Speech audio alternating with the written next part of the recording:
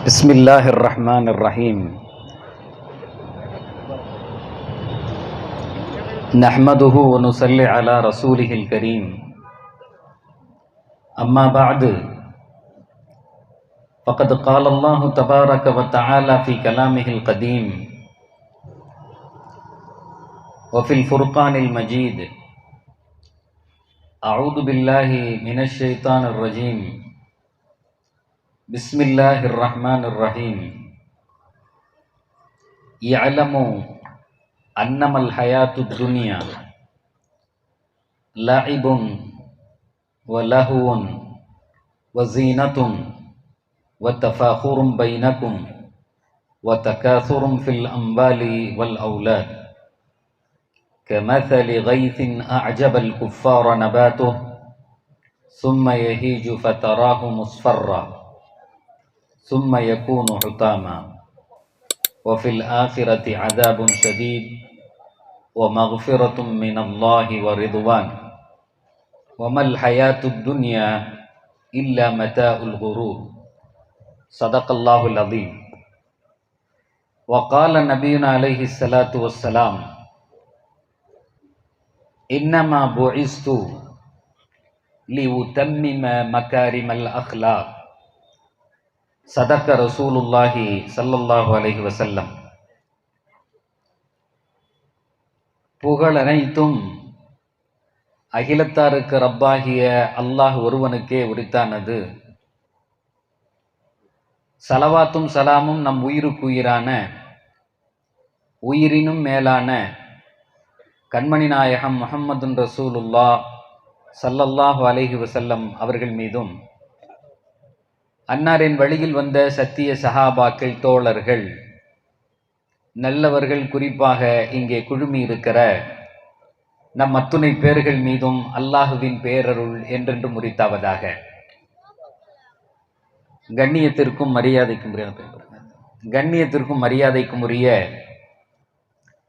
இந்த அருமையான ஷரியத் விளக்க சிறப்பு சொற்பொழிவினுடைய தலைவராக இருந்து நடத்தி கொண்டிருக்கிற நாமக்கல் மாவட்ட ஜமாத்துல் உலமா சபையினுடைய தலைவர் மரியாதைக்குரிய ஹசரத் மௌலானா முஹம்மது அலி ஜின்னா ஹசரத் அவர்களே, இங்கே வரவேற்புரை நிகழ்த்திய நம்முடைய இதயங்களிலெல்லாம் அன்போடு பிரியத்தோடு இருக்கிற ஹசரத் தாஜுத்தீன் மஹ்தூமி ஹசரத், உங்கள் ஊரோடும் உங்கள் குடும்பத்தோடும் எல்லா வகையிலும் நெருக்கமாக அல்லாஹ் ஹசரத்தை தேர்ந்தெடுத்து இந்த ஊரிலே ஆக்கியிருக்கிறான். எனக்கு முன்னே இங்கே பேசிய வாழ்த்துரைகள் வழங்கிய முக்தாருல்லா ஷா தாவூதி ஹசரத் பெருந்தக அவர்களே, சதாம் ஹுசைன் ரஹீமி ஹசரத் அவர்களே, மேடையில் வீற்றிருக்கிற உலமா பெருமக்களே, நிர்வாக பெருமக்களே,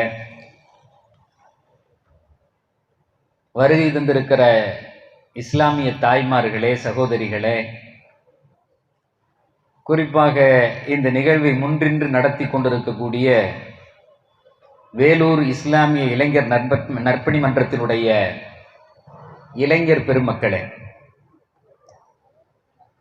ஒரு அழகான மாலை நேரத்திலே ஒரு அழகிய நிகழ்வாக ஒரு ஓப்பன் ஸ்பேஸ்ல இப்படி ஒரு நிகழ்ச்சி அப்படிங்கிறது ரொம்ப, என்ன கேட்டால் மற்ற இடத்துலலாம் குறுகலான இடம், சந்து, அப்படி இல்லைன்னா பள்ளி அப்படிங்க இல்லாமல்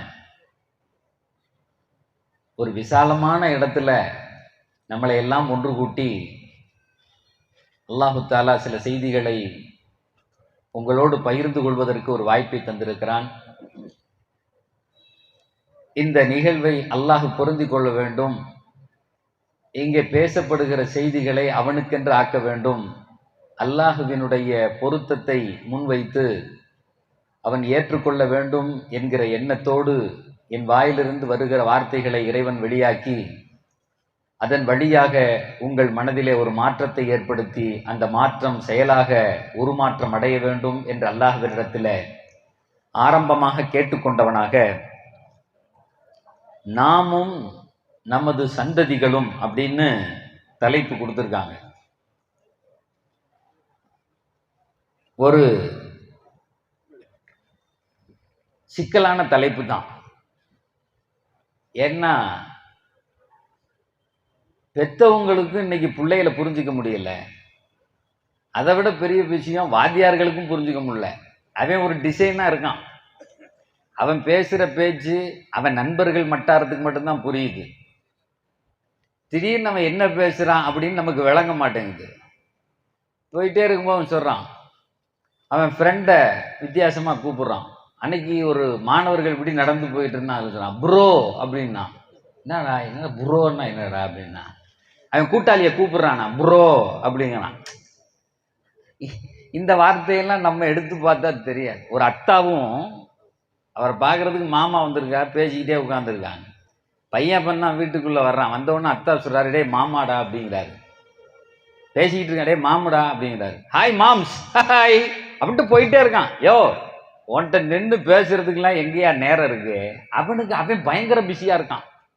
எந்த அளவுக்கு பிஸியாக இருக்கான் அப்படின்னு சொன்னால், ஒரு மாதத்துக்கு முன்னாடி நாங்கள் குடியிருக்கிற வீடு ஒரு அப்பார்ட்மெண்ட்டில் இருந்தோம்.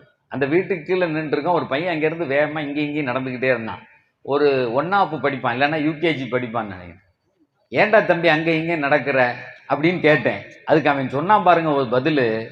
அவன் சொன்னான், நான் டென்ஷனாக இருக்கேன்னா. எது? எல்கேஜி பிளம்பு சொல்லுது, யோ நான் டென்ஷனாக இருக்கேன்னு. அவன் 10 கடையை வச்சுக்கிட்டு கூட பெரிய ஆளுக சாதாரணமாக நடந்து போகிறான். எல்கேஜி சொல்கிறான், நான் டென்ஷனாக இருக்கேன் பாய் அப்படிங்கிறான். பிள்ளை இருக்காங்க. இன்னைக்கு உள்ள இந்த சந்ததிகளை பெத்தவங்க புரிஞ்சுக்கிறதே பெரும்பாடு. அவன் பேசுறது, அவன் நடவடிக்கை. அவனை என்கிட்ட கேட்டாங்க, ஏன் சார் இப்படிலாம் இருக்காங்க, இந்த பசங்க மாற மாட்டாங்களா? இது என்ன, நம்மளை ஒரு காலம்லாம் இருந்துச்சு பெத்தவங்களை மதிப்பாங்க. நானே என்னுடைய வகுப்பில் ஒரு தடவை சொன்னேன், எங்கள் பாப்பாலாம் வீட்டுக்கு வந்துட்டா நாங்கள் எந்திரிச்சு உள்ளே போயிடுவோம், ஹாலில் உட்கார மாட்டோம், ரூமுக்கு போயிடுவோம், டக்குன்னு எந்திரிச்சுக்குவோம். அப்படித்தானே ஒரு நடவடிக்கை. இந்த பெரியவங்கெல்லாம் இருந்தால் சொல்லுவான், பாப்பா வந்தால் உட்காரவே மாட்டாங்க, கண்ணிலே ஓடிடுவாங்க, அவ்வளோதான் பிள்ளைகள். அப்படி ஒரு காலம் இருந்துச்சு. அப்படின்னோடனே ஒரு பையன் எந்திரிச்சு சொன்னால், நானும் அப்படித்தான் சார்னா. உடனே நான் சொன்னேன், என்ன அழகாக வளர்த்துருக்காரு உங்கள் அத்தா, அற்புதமான வளர்ப்புடா அடிக்கி அப்படின்னோடனே அவன் சொன்னான், நீங்கள் சொல்கிற எண்ணத்தில் இல்லை சார், எங்கள் அத்தா வீட்டுக்குள்ளே வந்தோடனே கேட்பார், ஏன் மொபைல் நோண்டுற? அந்த ஆள் நொய்மா சார், அதனால நான் பின்னாடி போயிடுவேங்கிறானே. யார? பெத்த அத்தாவை சொல்கிறேன். அந்த ஆள் நொய்ங்கிறான், பின்வாசலை திறந்துக்கிட்டு வெளியே போயிடுவேங்கிறான். இன்னைக்கு அப்படித்தான் அந்த மாணவர்கள், அந்த பிள்ளைகள் பெற்றவர்களோடு வைக்கிற உறவு. அவங்க பேசுறது பிடிக்க மாட்டேங்குது, அவங்க கூட இருக்கிறது பிடிக்க மாட்டேங்குது. எங்க ரசூல்லா சொன்னாங்க, உலகத்திலேயே 3 பொருளை பார்த்தால் நன்மைன்னாங்க. 3 பொருளை பார்த்தா நன்மை, மற்றதெல்லாம் வேலை செய்யணும். தொழுவணும், நோன்பு வைக்கணும், சாப்பிடக்கூடாது, காலையிலேருந்து தண்ணி குடிக்காதம்மா, எச்சில முழுங்காதம்மா, இவ்வளவு கஷ்டப்படுத்துவான். ஜக்காத்தன்னா காசுலேருந்து பாக்கெட்டில் எடுத்து கொடுக்கணும், தொழுவேன்னா பள்ளியாச்சலுக்கு போகணும், ஒது செய்யணும், இதெல்லாம் பெரிய வேலை. ஹஜ்ஜுன்னா அதை விட ஃப்ளைட்டில் ஏறி அங்கே போகணும். 3 அமல்கள் நீங்கள் பார்த்தாலே நண்பன்னாங்க. 1வது என்ன தெரியுமா? காபத்துல்லா. ஒருத்தர் காபா உள்ள போய் சும்மா அப்படி உட்காந்து பார்த்துக்கிட்டே இருந்தால் நன்மைகள் எழுதப்படும், அது பூரா நன்மையாக மாறும். 2வது பெருமானார் சொன்னாங்க, அல்லாஹ்வினுடைய வேதம் இந்த இருக்குல்ல திருக்குரான், இதை பார்த்துக்கிட்டே இருந்தால் நன்மை. திருக்குரான ஒரு பையன் ஒருத்தர் எடுத்து பார்த்தா போதும். அப்துல்லாஹ் இப்னு மஸ்ஊத் ரலியல்லாஹு தஆலா அன்ஹு அவங்கள பார்த்து பெருமானார் சொன்னாங்க, அதீமுன் நபர ஃபில் முஸ்ஹப். சொல்றாங்க, அதீமுன் நபர ஃபில் முஸ்ஹப். அத்தா, அதிகமான நேரத்தை உங்களுடைய பார்வையை குரான்லே வைங்க. தெரிஞ்ச சூறாவை காலையில சாயங்காலம் ஓதுனாலும் குரானை பார்த்து ஓதுங்க. யாசின் ஓதுறாங்க, பார்த்து ஓதுங்க, எடுத்து அதை தொட்டு தடவி ஓதுங்க. ஏன்னா இந்த குரானுக்கு ஒரு பெரிய பரக்கத்து இருக்கு, இந்த குரானுக்கு ஒரு பெரிய நூறு இருக்கு, இந்த குரானுக்கு பெரிய ஒளி இருக்கு. அது உங்க உள்ளத்தை ஒளிப்படுத்தும், உங்க வாழ்க்கையை ஒளிப்படுத்தும், உங்க வாழ்க்கையை வளப்படுத்தும். அதனால எடுத்து தொட்டு தடவுங்க. நான் அடிக்கடி சொல்றது, குரான் ஓத எனக்கு தெரியலன்னு வயசானவங்க யாராவது கேட்டா நான் சொல்லுவேன், ஒன்றும் செய்ய வேணாம், அதை திறந்து வச்சுக்குங்க, அந்த ஆயத்து மேல கை வச்சு, இது யா அல்லாஹ் உன் சத்தியமான வேதம், இதை நான் நம்புறேன்னு சொல்லுங்க, போதும். அந்த குரான் உங்களை என்ன பாடுபடுத்தும் என்பதை நீங்கள் பார்ப்பீர்கள், நேரடியாக பார்ப்பீங்க. அது ஒளி படைத்தது. பெருமானார் சொன்னாங்க, அதீமுன் நதர ஃபில் முஸ்ஹப், அதிகமா குர்ஆனை பாருங்க சொன்னாங்க. மூணாவது, இந்த உலகத்திலேயே ஒரு பெரிய கிஃப்ட் ரசூலுல்லாஹ் சொன்னாங்க, உன் தாயையும் தந்தையும் பார்ப்பது நன்மைனாங்க. அம்மாவையும் அத்தாவையும் பார்க்கிறது நன்மை. பார்த்துக்கிட்டே இருந்தா, அந்த முகத்தை பார்த்துக்கிட்டே இருந்தா உங்களுக்கு அதற்காக வேண்டி நன்மைகள் எழுதப்படும்னாங்க. உடனே ஒரு சஹாபி கேட்டாரு, எல்லாம் சரிதான் யார சொல்லலாம், காலையிலையும் சாயங்காலம் வரையும் வீட்டில் தானே இருக்கேன், எங்க அத்தா அம்மாவும் வீட்டில் தான் இருக்கு, இப்படி போதுக வருதுங்க, காலையிலையும் சாயங்காலம் வரையும் ஒரு தடவை பார்த்துட்டே இருக்கேன். ஒரு தடவை பார்த்தா என்ன நன்மை அல்லாஹ் கொடுப்பான், ஹஜ்ஜி செஞ்ச நன்மையை தருவான்னாங்க ரசூலுல்லாஹ். ஏற்றுக்கொள்ளப்பட்ட ஒப்புக்கொள்ளப்பட்ட ஹஜ்ஜி நன்மை கிடைக்கும்பா அப்படின்னாங்க. உடனே அவர் சொன்னாரு, ஒரு நாளைக்கு 50 தடவை பார்க்குறேன், 50 ஹஜ்ஜி நன்மை கிடைச்சிருமா? ஒரு ஹஜ்ஜிக்கு 8 லட்சம் ரூபா கேட்குறான், இன்னைக்கு 7 லட்சம் ரூபா கேட்குறான். 50 ஹஜ்ஜி, அது ஏற்றுக்கொள்ளப்பட்ட, அதன பெரிய பிரச்சனை. நம்ம போய் ஹஜ்ஜி செய்கிறோம், இங்கேருந்து சிரமப்பட்டு ஃப்ளைட் ஏறி தங்கி 40 நாள் இருந்து, ஆனால் இந்த ஹஜ்ஜி ஒப்புக்கொள்ளப்பட்டதா இல்லையான்னு எப்படி தெரிஞ்சுக்கிறது? உமர் ரலியல்லாஹு தஆலா அன்ஹு தன்னுடைய காலத்தில், ஹிலாஃபத்தினுடைய காலத்தில் ஹஜ்ஜில் நிற்கிறாங்க. பெரும் கூட்டம் நிற்கிறது, அப்படியே கண்ணு கட்டிய தூரம் வரை கூட்டம் அடைகடலாக நிற்கிறது. ஒருத்தர் பக்கத்தில் இருந்தவர் கேட்டாரு, உமரே, இவ்வளோ பேர் ஹஜ்ஜி செய்கிறாங்களே, எல்லாரையும் அல்லாஹ் பாவத்தை மன்னிச்சிட்டானே, இவங்கெல்லாம் ஹஜ்ஜை ஏற்றுக்கிட்டானே அப்படின்னு கேட்ட உடனே உமர் ரலியல்லாஹு தஆலா ஒரு வார்த்தை சொன்னாங்க, அர் ரக்பு கதீர், அர் ரக்பு கதீர் வலக்கின்னல் ஹாஜ்ஜ கலீல். அர் ரக்பு கதீர், நீங்கள் பார்க்கிற தூரம் அலைகடலாக மக்கள்கள் நிற்கலாம், எந்த மக்களுடைய ஹஜ்ஜை இறைவன் ஏற்றான்னு தெரியாது. அங்க இருக்கிற நேரத்துல ஒரு பெண்ணை பார்த்ததுனால ஹஜ்ஜி பறி போயிருக்கலாம், அதனுடைய நசீபு. அங்க இருக்கிற நேரத்துல ஏதாவது ஒரு ஹராமான சாப்பாடை சாப்பிட்டதுல ஹஜ்ஜி போயிருக்கலாம், அல்லது ஒரு தவறான நீயத்து ஹஜ்ஜை அங்கே இல்லாமல் ஆக்கி இருக்கலாம். ஆனா இங்க இருக்க கூட்டத்துல எதை ஏத்துக்கிட்டான், ஒல் ஹாஜ்ஜு கலீல். உமர் ரலியல்லாஹு தஆலான்னு சொன்னான். இப்ப ஹஜ்ஜிக்கு போய் அங்க அவ்வளவு சிரமப்பட்டு, இங்க இப்படி முகத்தை பார்த்த உடனே ஹஜ் நன்மை எப்படி அல்லாஹ் தருவான்? 50 தடவை பார்த்தா, ஒருத்தர் 500 தடவை பார்த்தா, 500 தடவை பார்க்கிறார். பெருமானார் சொன்னாங்க, அல்லாஹு அக்ஸர், அல்லாஹு அக்ஸர், அல்லாஹு அக்ஸர். தம்பி, நீ என்ன கேட்டுட்ட? 500 தடவை அல்ல, உன் தாயின் தந்தையின் முகத்தை 5000 தடவை ஒரு நாள் பார்த்தால் நீ 5000 ஒப்புக்கொள்ளப்பட்ட ஹஜ்ஜை அல்லாஹ் உனக்கு நசீபாக்கியதை போன்ற நன்மையை தருவான். What a beautiful world. கொஞ்சம் யோசிச்சு பாருங்க. we are gifted. இந்த நன்மைகள் அல்லது அல்லாஹ் கொடுத்த இந்த உபகாரம் எப்ப விளங்கும்? தாயும் தந்தையும் இல்லாதவர்களுக்கு விளங்கும். அவங்கள்ட்ட போய் கேட்டு பாருங்க. இன்னைக்கு இந்த செய்தி தெரிஞ்சிருச்சு, எங்க அம்மாவை பார்த்தா ஒரு நாளைக்கு 500 ஹஜ்ஜி செஞ்ச நன்மை, எங்க அம்மா இல்லையே, எங்க அத்தா இல்லையே, யார போய் பார்ப்பேன், போச்சு. அந்த நசீப் அவர்களுக்கு இல்ல. நசீபை பெற்றுக்கொண்டவர்களே, நீங்கள் பாக்கியசாலிகள், அவர்களை கொண்டாட வேண்டும், பெற்றவர்களை கொண்டாட வேண்டும். அதனால பார்க்கறதுக்கே அல்லாஹ் இவ்வளவு பெரிய நன்மையை தர்றான். இதெல்லாம் பிள்ளைகளுக்கு நாம் சொல்லிக் கொடுக்கணும். இன்னைக்கு நிறைய இடங்கள்ல பேரண்டிங் கிளாஸ் நடத்துறான், எப்படி பெற்றவர்களாக இருப்பது. நீங்க நிறைய டிவியில அங்க இங்க பார்த்திருக்கலாம். குறிப்பாக தாய்மார்களுக்கு சொல்ல வேண்டும், பெற்றது எப்படி அந்த குழந்தைகளை வளர்க்கிறது அப்படின்னு. சமீபமாக தொட்டில்ல கிடக்கிற பிள்ளைக்கு போட்டோவை காட்டுறான். இவர் தான் ஐன்ஸ்டீன், ஐன்ஸ்டீன் அப்படின்னு காட்டி அதை சொல்றான், நீ என் புள்ள ஐன்ஸ்டீன் யாருன்னு தெரியும் என் பிள்ளைக்கு அப்படின்னா. எப்படா கண்டுபிடிச்சேன்னு கேட்டா, என் புள்ள அதை பார்த்துட்டு இப்படி மண்டை ஆட்டுச்சு. எது? இந்த தொட்டில்ல கிடக்குதுல்ல 6 மாசம், அதுக்கு எவனோ ஒருத்தன் போட்டாவை காட்டுறான். இப்படி காட்டி, புள்ளைய எப்படி வளர்க்கணுன்னே தெரில சார். பிள்ளைய வளர்க்கறதுக்கு தலையை ஒரு காலம் இருந்தது, நான் அடிக்கடி சொல்லுவேன், 10 பிள்ளைகளை பெப்பான், 12 பிள்ளைகள் இருக்கும், தாராளமா வளர்த்தாங்க அத்தாவும் அம்மாவும் சேர்ந்து. ஒத்த பிள்ளைய பெத்துட்டு இன்னைக்கு அத்தாவும் ஓடுறான், அம்மாவும் ஓடுறான், எல்லாரும் சம்பாதிக்கிறாங்க. சரி, எல்லாம் சரி, அந்த பிள்ளைய ஒழுங்கா வளர்த்தியான்னா அது காலேஜ் படிக்கும் போதே தூக்கி போட்டு மீச்சிட்டு போய்கிட்டே இருக்கு. உன் வேலையை பாருங்கிறான் புள்ள. அது சொல்றது விளங்குதா?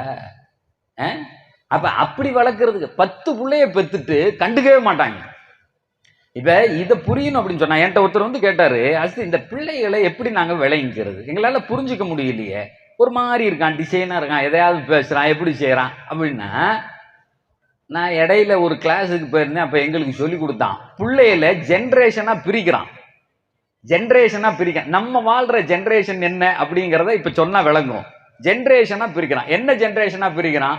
மொதல் ஜென்ரேஷன் 40 60 வரை பிறந்த குழந்தைகள், 1940 60 வரையும் பிறந்த போர்ல பிறந்த பிள்ளைகள். முதல் world war, second world war, first world war எல்லாம் சண்டை.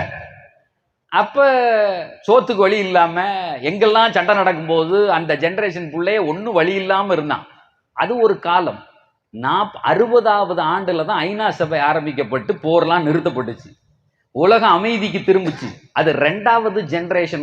அடுத்த ஜென்ரேஷன் எதை? அந்த போருக்கு பின்னால் வந்த ஜென்ரேஷன் இருக்குல்ல, அது அடுத்த ஜென்ரேஷன். அதுக்கு பேர் என்ன வச்சிருக்காங்கன்னா, இது நான் சொல்லல, உலகத்துல இப்படி பிரிச்சு வச்சிருக்கான், பேபி பூமர் ஜெனரேஷன் அப்படிங்கிறான். அதுக்கு பேரு அந்த 60 40 60 80 வரை அந்த வந்த காலங்கள்.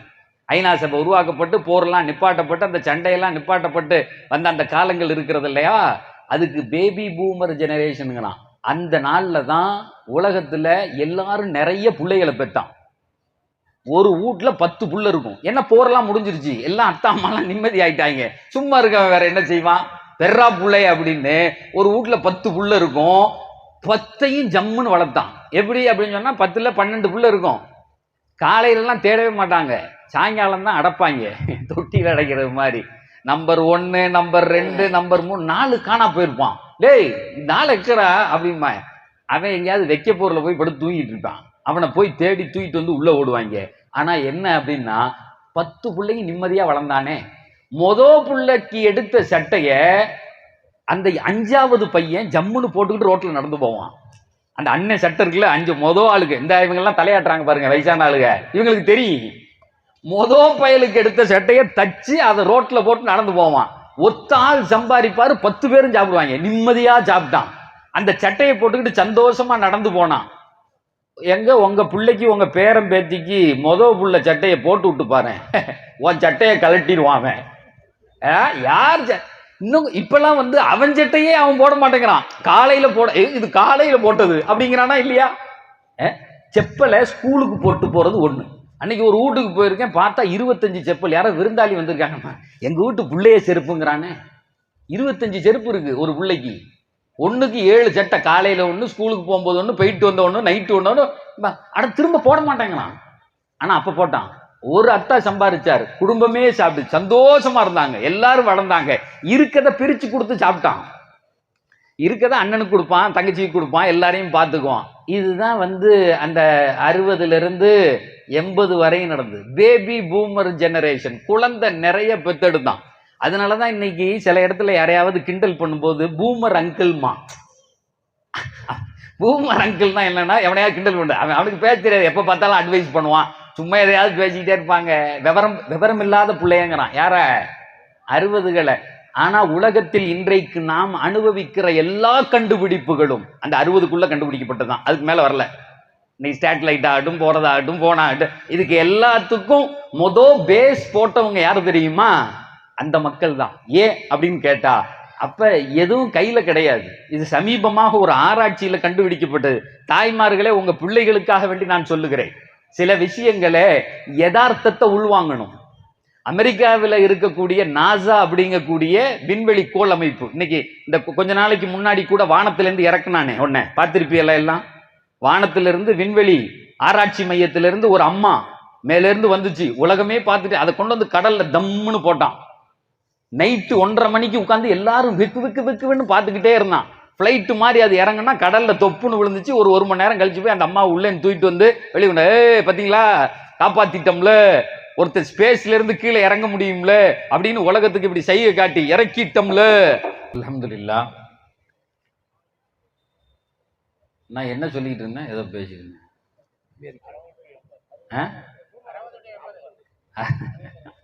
அது ஏப்பா விவரமா இருக்கீங்களா நீங்க எல்லாம்? வேலூர்கார விவரம்னு சொன்னா வர்ற வழியில நான் இவ்வளவு 60 to 80 அமெரிக்கால நாசால அந்த விஞ்ஞானிகள் இருந்து புதுசா சேட்டலைட்டை கண்டுபிடிச்சான். இந்த 60 to 80 வரையும் வந்த அந்த ஆளுக உள்ள இருந்து இப்போ சமீபமாக நாசா என்ன செஞ்சுன்னா, அவங்களுக்குலாம் வயசாயிடுச்சு, ரிட்டையர்மெண்ட் கிடையாது நாசால. எவ்வளோ நாள் வேணும், அந்த 60 வயசு 70 வயசுலாம் கிடையாது, இருக்கிற வரையும் வச்சு நல்லா யூஸ் பண்ணிக்குவோம். வேற ஆளுகளை எடுத்துட்டு வந்து வைக்கலான்னு உலகம் பூரா போய் நல்ல படிச்ச முனைவர்கள், பிஹெச்டி பண்ணவன், அறிவாளி, அந்த மாதிரி பிள்ளைகளை எடுத்துட்டு வந்து வேலைக்கு போட்டான். ஒரு கொஞ்ச நாளைக்கு முன்னாடி நடந்துச்சு. போட்டு இந்த இவங்கள்ட்டேருந்து நீங்க படிச்சு நீங்களும் அதே மாதிரி நல்லா புதுசு புதுசா கண்டுபிடுங்கப்பா அப்படின்னு சொல்லிட்டு சொன்னான். 1 மாசம் 2 மாசம் 3 மாசம் 1 வருஷம் 2 வருஷம் 3 வருஷம் பார்த்தா ரிசல்ட்டே வரல. அப்படி மங்குனி மாதிரியே இருக்காங்க. என்னடா இவங்க இப்படி இருக்காங்கன்னு வந்து ரிவ்யூ பண்றான் கம்பெனி ரிவ்யூ. இவங்க எந்த அளவுக்கு அடுத்த லெவல்ல நம்மளை கொண்டு போயிருக்காங்க, டெவலப்மெண்ட் என்ன அப்படின்னு பார்த்தா ஒன்றும் ஜீரோவா இருக்கு. வெளிநாட்டுக்காரங்க விவரமானவங்க உடனே ஒரு டாக்டரை கூப்பிட்டு, ஒரு சைக்கார்டிஸ்ட் மனநல மருத்துவர், அவரை கூப்பிட்டு சொல்றான், கொஞ்சம் ஆராய்ச்சி பண்ணி சொல்லு, என்ன பிரச்சனை இவங்களுக்கு, காசு கோடி கோடியா கொட்டி கொடுக்குறோம், ஆனா ஒன்றும் டெவலப் பண்ணி அடுத்த லெவலுக்கு கொண்டு போனது மாதிரி தெரியலையே, பழைய இதை விட கீழே தான் போய்கிட்டு இருக்கு, வயசான ஆளுங்க கைடு பண்ற ஒன்றும் விளங்கலையேன்னா. அப்ப அவர் உட்காந்து, அவர் பேர் ஜோன் மெக், அவர் உட்காந்து எல்லாரையும் கூப்பிட்டு ஆய்வு பண்றார். ஏன் என்ன நடந்திருக்கு போக்கு. ஒரு வாரம் ஆய்வு பண்ணிட்டு ஒரு அறிக்கையை சமர்ப்பிக்கிறார். சமர்ப்பிச்சுட்டு சொல்ற அந்த அறிக்கையில சொல்றார், இன்னும் கொஞ்ச நாளைக்கு இவனை வச்சிருந்தான்னா நாசாக்கு பெரிய பூட்டா இந்தியாவில் திண்டுக்கல்ல செஞ்சு வாங்கி நல்லா போட்டு விட்டுட்டு மூடிட்டு படுத்துக்க வேண்டியதுதான் நீ அப்படிங்கிறாரு.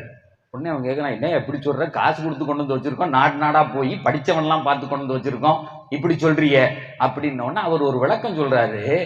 இந்த பசங்க வேற, இந்த ஜென்ரேஷன் வேற. அந்த உருவாக்கி கொடுத்தான்ல, அந்த 60 to 40 60க்கு மேல உள்ள அந்த குரூப் உருவாக்குனான்ல, அவன் வளர்ந்த விதம் வேற. அவர் அதுல எழுதியிருக்கார் அந்த ரிப்போர்ட்ல. ஏன் அப்படின்னா, அந்த 60வது ஆண்டு காலத்தெல்லாம் வீட்டுல விளையாடுறதுக்கு பொருட்கள் இருக்காது, அந்த பிள்ளைகளா செய்வான். இப்ப நம்ம ஊர்ல எல்லாம் கொஞ்சம் பெரியவங்க பார்த்துருக்கலாம், பணம் காலத்துல எல்லாம் அந்த பணம் மட்டையில அந்த ஓலை எடுத்து 2ஆ வெட்டி அதுல வண்டி ஓட்டுவான். பார்த்துருக்கீங்களா இல்லையா? வண்டி நானே ஓட்டிருக்கேங்கிறாரு அவரு.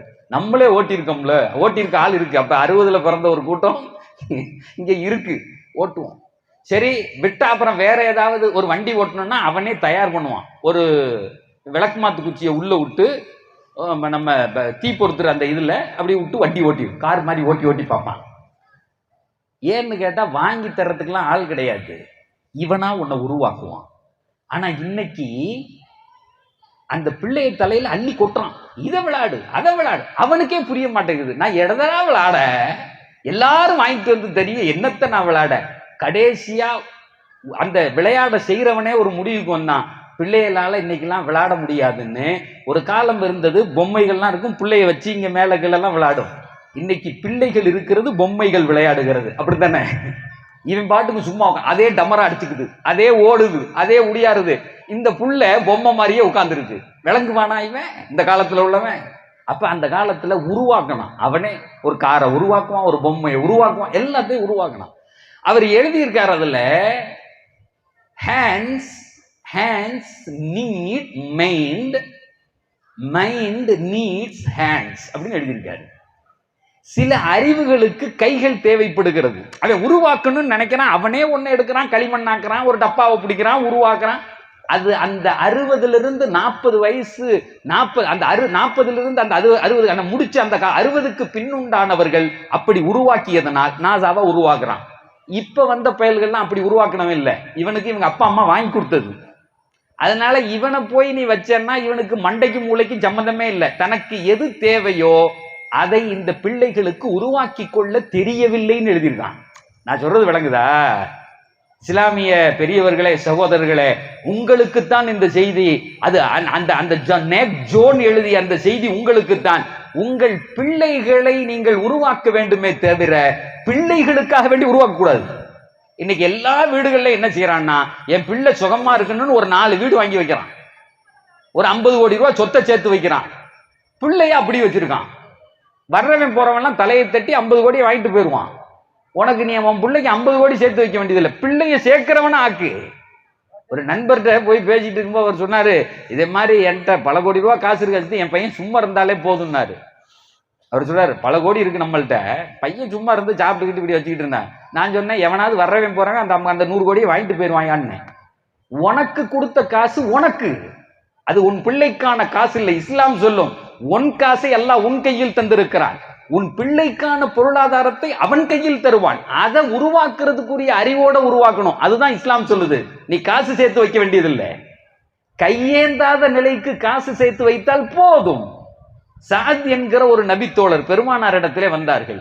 யா ரசூலல்லாஹ் இன்னலி பின்தா, அவர் வந்து சொன்னாரு, எனக்கு ஒரே ஒரு பெண் குழந்தை, அத்தசத்தகு பிமாலி குல்லி, எனக்கு பல லட்சத்தில் காசுகள் இருக்கிறது, அவ்வளவை நான் தான தர்மம் செய்யலாம்னு நினைக்கிறேன். ஏன்னா ஒத்த பொண்ணு போதும், அதை அப்படியே விட்டுட்டு நான் கட்டி கொடுத்துக்குவேன், அது நல்லா இருக்கும். ஆனா என்னுடைய அவ்வளவு சொத்தையும் நான் அல்லாஹ்வினுடைய பாதையில சதக்கா செஞ்சேன். அத்தசத்தகு பிமாலி குல்லி. உடனே ரசூல்லா சொன்னாங்க, யா சஅத் என்ன சொன்ன, யா சஅத் என்ன சொன்ன, முழுசா கொடுத்துடலாம். லா, பெருமானார் சொல்லுகிறார்கள், அப்படி ஒரு காலமும் நீ செய்யக்கூடாது. அஷ்ஷத்ரு யா ரசூலல்லாஹ். உடனே அடுத்த கேள்வி, அஷ்ஷத்ரு யா ரசூலல்லாஹ், என்னுடைய பொருளாதாரத்தில் பாதியை அல்லாஹ்வினுடைய பாதையில தர்மம் செய்யறேன், பாதியை பிள்ளைக்கு கொடுத்துட்டு போறேன், ஒத்த பொண்ணு கொடுத்துட்டு போறேன். பெருமானார் சொன்னாங்க லா. உடனே திரும்ப சொல்றாங்க லா. உடனே அடுத்தவர் சொல்றாரு, முழுசும் கொடுக்க முடியாது, பாதியும் கொடுக்க முடியாது. அஸ்ஸுலுசு யா ரசூலல்லாஹ், அஸ்ஸுலுசு யா ரசூலல்லாஹ், அஸ்ஸுலுசு யா ரசூலல்லாஹ். என் பொருளாதாரத்தினுடைய மொத்தத்தையும் 3 பங்காக்கி 3/2 பங்கு நான் வச்சுக்கிறேன். ஒரு பங்கு சதக்கா, ஒரு பங்கு சதக்காவுக்கு கொடுக்குறேன், 2 பங்கு என் பிள்ளைக்கு வச்சுக்கிறேன்னாரு.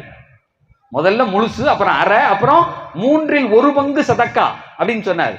சொன்ன உடனே ரசூலுல்லாஹி ஸல்லல்லாஹு அலைஹி வஸல்லம் முழு மனித சமுதாயத்திற்கும் சேர்த்தன்றைக்கு சொன்னார்கள், யா சஅத் அஸ்ஸுலுசு வஸ்ஸுலுசு கஸீர், யா சஅத் அஸ்ஸுலுசு ஃபஸ்ஸுலுசு கஸீர், அன்தவர வரஸதக அக்னியா கைரும் மின் அன்தவரஹும் ஆலதன் யதகஃபஃபூன். சஅதே, 3/1 பகுதி நீ தர்மம் செய்வது இருக்கிறதே, அது பெரிய விஷயம், பெரிய விஷயம். அஸ்ஸுலுசு ஃபஸ்ஸுலுசு கஸீர் வ அன்தவர வரஸதக அக்னியா கைரும் மின் அன்தவரஹும் ஆலா. உன்னுடைய பிச்சிலங்களை, உன் பிள்ளைகளை பொருளாதாரத்தால் மிகைத்தவர்களாக நீ விட்டு போக வேண்டும், ஏழைகளாக விடக்கூடாது. ஏன் தெரியுமா? அடுத்த இடத்துல போய் அவன் கையேந்திர நிலைமைக்கு போயிடுவான். அன்தவரஹும் ஆலத்தை யதகஃபஃபூன். ஊர்ல சொல்லுவான், இந்த பையன் ஏன் இப்படி திரியிறான், இவன் யார், இவன் இந்த ஹாஜியாரோட என்ன இருக்கும்போது அந்த ஆள் சொத்தோட இருந்தானே, அவன் புள்ள ஏன் ரோட்ல திரியிறான்னு உன்னை கேட்பான். கவனமாக இருந்து கொள். உன் பிள்ளைகளை அந்த நிலையில வச்சுட்டு போ. அவன் அடுத்த நிலைக்கு உருவாகுவான், அடுத்த நிலைக்கு உருவாகுவான், அடுத்த நிலைக்கு உருவாகுவான். அப்ப அந்த இடத்துல அந்த நாசாக்காரன் சொல்லிட்டான், இவனை வேலையை விட்டு முதல்ல தூக்குனாதான் உருப்பிடுன்ட்டான். நான் சொல்றது விளங்குதா? ஒவ்வொரு பிள்ளைகளும் அவர்களாக உருவாக வேண்டும், நீங்களாக உருவாக்குவதல்ல. இன்னைக்கு பெத்தவங்க அப்படித்தான் நினைக்கிறாங்க, பிள்ளைகளை விடுறதே இல்லை. சாரி, எல்லாமே உள்ளே விளையாடுறதும் உள்ள, சாப்பிடுறதும் உள்ள. வந்தாலும் வந்துச்சு இந்த கொரோனான்னு ஒரு நோய், அவன் உள்ள இருறா அப்படின்னா அப்ப பூரா சுத்தினான். கொரோனா நேரத்துல இங்க இருந்து அங்க போனா, அங்க எங்க போனாலும் சுத்திக்கிட்டே இருக்காங்க வெளியே. ஏன்னா ஒரு ஊருக்கு போயிருந்தேன் நான், கொரோனா நேரத்துல ஒரு ஊருக்கு போயிருந்தேன். போன உடனே அந்த நண்பர் அவரை பார்த்துட்டு பேசிக்கிட்டு இருந்துட்டு, அப்ப அவர் என்கிட்ட கேட்டாரு, என்ன சாப்பிடுறிய அப்படின்னாரு. நான் எப்படி பார்த்தேன், என்னங்க சாப்பிட இந்த நேரத்தில் என்னங்க கிடைக்கும்? கொரோனா நேரத்தில் எவன் வீட்டுக்கு போனாலும் எதையும் தரமாட்டாங்க. இல்லைன்னா அதை சாப்பிட்டா நமக்கு எது வந்துருமோன்னு எல்லா பயிலும் பயந்தான். மேலேருந்து கீழே வரையும் எல்லா பயிலும் வெளியே போலியே. சில பயிரெல்லாம் தாடி கூட ஒதுக்கலை, அப்படியே இருந்தாங்க. தாடியை கூட ஒதுக்குனா இது செத்து போயிடுவோமோன்னு அது வரையும் ஊரெல்லாம் சுற்றிக்கிட்டே இருந்தவன்லாம் உள்ளே கிடந்தான் கொரோனால, விளங்குன்னு நினைக்கிறேன். அப்போ அவர்கிட்ட கேட்டேன், என்னங்க கிடைக்கும்னு. இப்போ கேட்போம்ல, என்னங்க கிடைக்கும்? இல்லைங்க உங்களுக்கு என்ன வேணும்னாரு. நான் கேட்டேன், என்ன கிண்டலான கேள்வி, அதுக்கு என்ன? முர்த்தபா அப்படின்னு ஆரம்பிக்கிறானே. எது அந்த முர்த்தபா? கோழியில ரொட்டியில கோழி வச்சு சாப்பிட்ற அந்த சாப்பாடு, அது வேணுமா? பிரியாணி வேணுமா? இது வேணுமா? நான் கேட்டேன், என்னங்க இப்படி சொல்றிய? இல்லை ஜெருத்து, எங்க ஊர்ல கடை வீதிகள்ல வெளியில உள்ள கடை பூரா சாத்தி இருக்கும், பின்னாடி கடை பூரா திறந்துருக்கும். நானே முன்னாடி பூரா சாத்திட்டு கொரோனால தான் நல்லா சாப்பிட்டாங்க நிறைய பேர் விதவிதமா. ஏன்னா வெளியே போறதுக்கு வேலையே இல்லையா, சாயங்காலம் ஆனவொன்னே மண்டையை சொரிஞ்சுக்கிட்டே அந்த வடையை போடேன், வெளியில போய் எங்கேயா வடை சாப்பிட்டு வருவேன், ஒன்றும் பண்ண முடியல இன்னைக்கு போடுன்னு சாப்பிட்டு அப்ப என்ன ஆகி போச்சுன்னா இருந்ததெல்லாம் மங்கி போச்சு. அப்போ ஒரு காலம் உள்ளேயே அல்லாஹ் நம்மளை என்ன செஞ்சான், போட்டு வச்சான். அந்த 70 60 40 இருந்து 60 60 80 வரையும் வந்தவங்க இந்த உலகத்தை நம்ம இன்னைக்கு நிக்கிறதுக்கு காரணமாக இருந்த அறிவாளிகள். அதுக்கு அடுத்து ஒரு ஜெனரேஷன் வந்தான். 80 20 வருஷம் எவ்வளவு? 2000 வரை உள்ள ஆளுக. அந்த ஜெனரேஷனுக்கு பேரு எக்ஸ் ஜெனரேஷன். எக்ஸ் ஜெனரேஷன்னா என்னன்னா 80 அப்படி ஜெராக்ஸ் ஜெனரேஷன். முன்னாடி உள்ளவங்க எது சொன்னாங்களோ அப்படியே செய்வான். அப்படியே ஜெராக்ஸ். இந்த இப்ப அஜர்த்து சொன்னாங்கல்ல, ஜெராக்ஸ் ஆடா எடுத்தான் அப்படின்னு. அதே மாதிரி இங்க வாடா இந்த பிள்ளைய கல்யாணம் பண்ணிக்கிறான் அத்தா சொன்னா சரிங்கத்தா. எதுவுமே உடனே மண்டையாட்டம் சரிங்கத்தா. இது சாப்பிட்றா சரிங்கத்தா, உட்கார்றா சரிங்கத்தா, அவ்வளவுதான். ஒரே சேரிங்தா சேரிங்மா. இதை தவிர வேற எதுக்கு எடுத்தாலும் மண்டையாடுற ஜெராக்ஸ் ஜெனரேஷன் அவனே பேர் வச்சுட்டான். எதை கேட்டாலும் மண்டையாடுற சரி சரி சரி சரி. அதை தவிர இந்த ஒரு ஜெனரேஷன் ஒரு 2000 வரை, 80 2000 வரையும் போச்சு. அடுத்து ஒரு ஜெனரேஷன். இது இன்னும் டீட்டெயிலா சொல்லுவேன் நான், நேரத்தின் அருமை கருதி. அஜரத்து வேற சொன்னார், நான் எவ்வளவு நேரம் பேசணும்னு கேட்டேன். நாங்க 2 பேரும் பாங்க் சொல்லும் போது பேசினோம்ல, அவர் சொன்னாரு சுபு வரையும் பேசுங்கன்னாரு. அதுக்கடுத்து திடீர்னு இப்ப சொல்றாரு இஷா தொழு வரையும் நடக்கும் அப்படின்னு. இஷா சுபுகளை வச்சுக்கலாமோ? அஜரத்து சொன்னாங்க, முன்னாடி உட்கார்ந்து இருக்கவங்க முகத்தை பாருங்க. பிரைட்டா இருந்துச்சுன்னா நீங்க ரைட்டா அடிங்க, இல்ல லைட்டா அப்படி சாஞ்சுன்னா அல்லான்னு நிப்பாட்டிருங்க, போதும் அஜரத்துட்டாரு. அதனால உங்கள் முகங்கள் தான் எனக்கான கடியாரம். பார்த்துக்கிட்டே இருப்பேன். எங்கேயாவது அப்படியே சாயிற மாதிரி இருந்துச்சுன்னா என் பேச்சும் சாஞ்சிடும், முடிஞ்சு போச்சு. சரியா? இங்கிட்டு பெரிய நோட்டீஸ் இதெல்லாம் எடுத்துட்டு வந்தெல்லாம் பேசல, உங்களை பார்த்து பார்த்து பேசிக்கிட்டு இருக்கேன். அல்லா இதயத்தில் எதை போடுறானோ அது மட்டும் தான் சொல்லிக்கிட்டே இருக்கேன். உங்களுக்கு தேவையான செய்தியை போடணும்னு துவா செஞ்சுங்க, அவ்வளவுதான். அப்ப எக்ஸ் ஜெனரேஷன் அவன் சொன்னதுக்கெல்லாம் மண்டையாட்டினான். அந்த 2வது குரூப் அவனுக்கு ஒரு பெரிய விஷயங்கள் கிடையாது. 3வது ஒரு ஜெனரேஷன் வந்தான். அந்த 2000 2020 வரையும் இவனுக்கு பேர் ஒய் ஜெனரேஷன் அப்படின்னு பேர் வச்சான். நம்ம வைக்கல, உலகத்துல வச்சிருக்கான். ஏன் ஒய் ஜெனரேஷன் அப்படின்னா எல்லாத்துக்கும் கேள்வி கேட்பான். எதை சொன்னாலும் ஏன்டா இப்படி செய்யடா, ஏன் செய்யணும், இதை செய்யாதடா, ஏன் செய்யக்கூடாது. அதாவது அவனுக்கு வேற எதுவும் கேள்வி கேட்கணும். சும்மா நாள் எதை சொன்னாலும் உங்க வீட்டுல இந்த வயசுல இருக்க பிள்ளைகளை பார்த்து நீங்க ஏதாவது பேசிடுங்களே பார்ப்போம். எதை சொன்னாலும் கேள்வி கேட்பான். Y generation. ஏன் ஏன் ஏன். சரி ஏன்னு கேட்கறியா, அதுக்கு பதில் சொன்னா கேட்பானான்னு பார்த்தா அதுல இருந்து ஏன்னு கேட்பான் திரும்ப. அவனுடைய நோக்கமே இது எதுன்னு தெரிஞ்சுக்கிறதுக்கு இல்ல, அதை ஏன் அப்படின்னு கேட்கறதுக்கு. அப்படி ஒரு ஜெனரேஷன் தான் இந்த 2வது ஜெனரேஷன். இது விளங்கி இருக்குன்னு நினைக்கிறேன். இப்ப இஸ்லாத்துல உருவானவை தான் நிறைய இயக்கங்கள். ஏன் ரசூல்லா தொழுதா, ஏன் தொழுதாரு, அவ்வளவுதான். அது எங்க தொழுதாரு, அது ஹதீஸ்ல வந்திருக்கா அப்படின்னு கேட்டு அடுத்ததுக்கு ஜம்ப் ஆயிடுவான். சரி இவன் ஏதோ கேட்கறத பார்த்து ஹதீஸ் எல்லாம் மூட்டையெல்லாம் தேடி அங்க அஜரத்துமார்கள் கொண்டு வந்து கொடுத்தா அதை வாங்கி பின்னாடி வச்சுட்டு ஏன் அப்படிமா திரும்ப. என்னடா இப்படி இருக்க நீ அப்படின்னு. இது ஏன் ஜெனரேஷன், ஒய் ஜெனரேஷன்.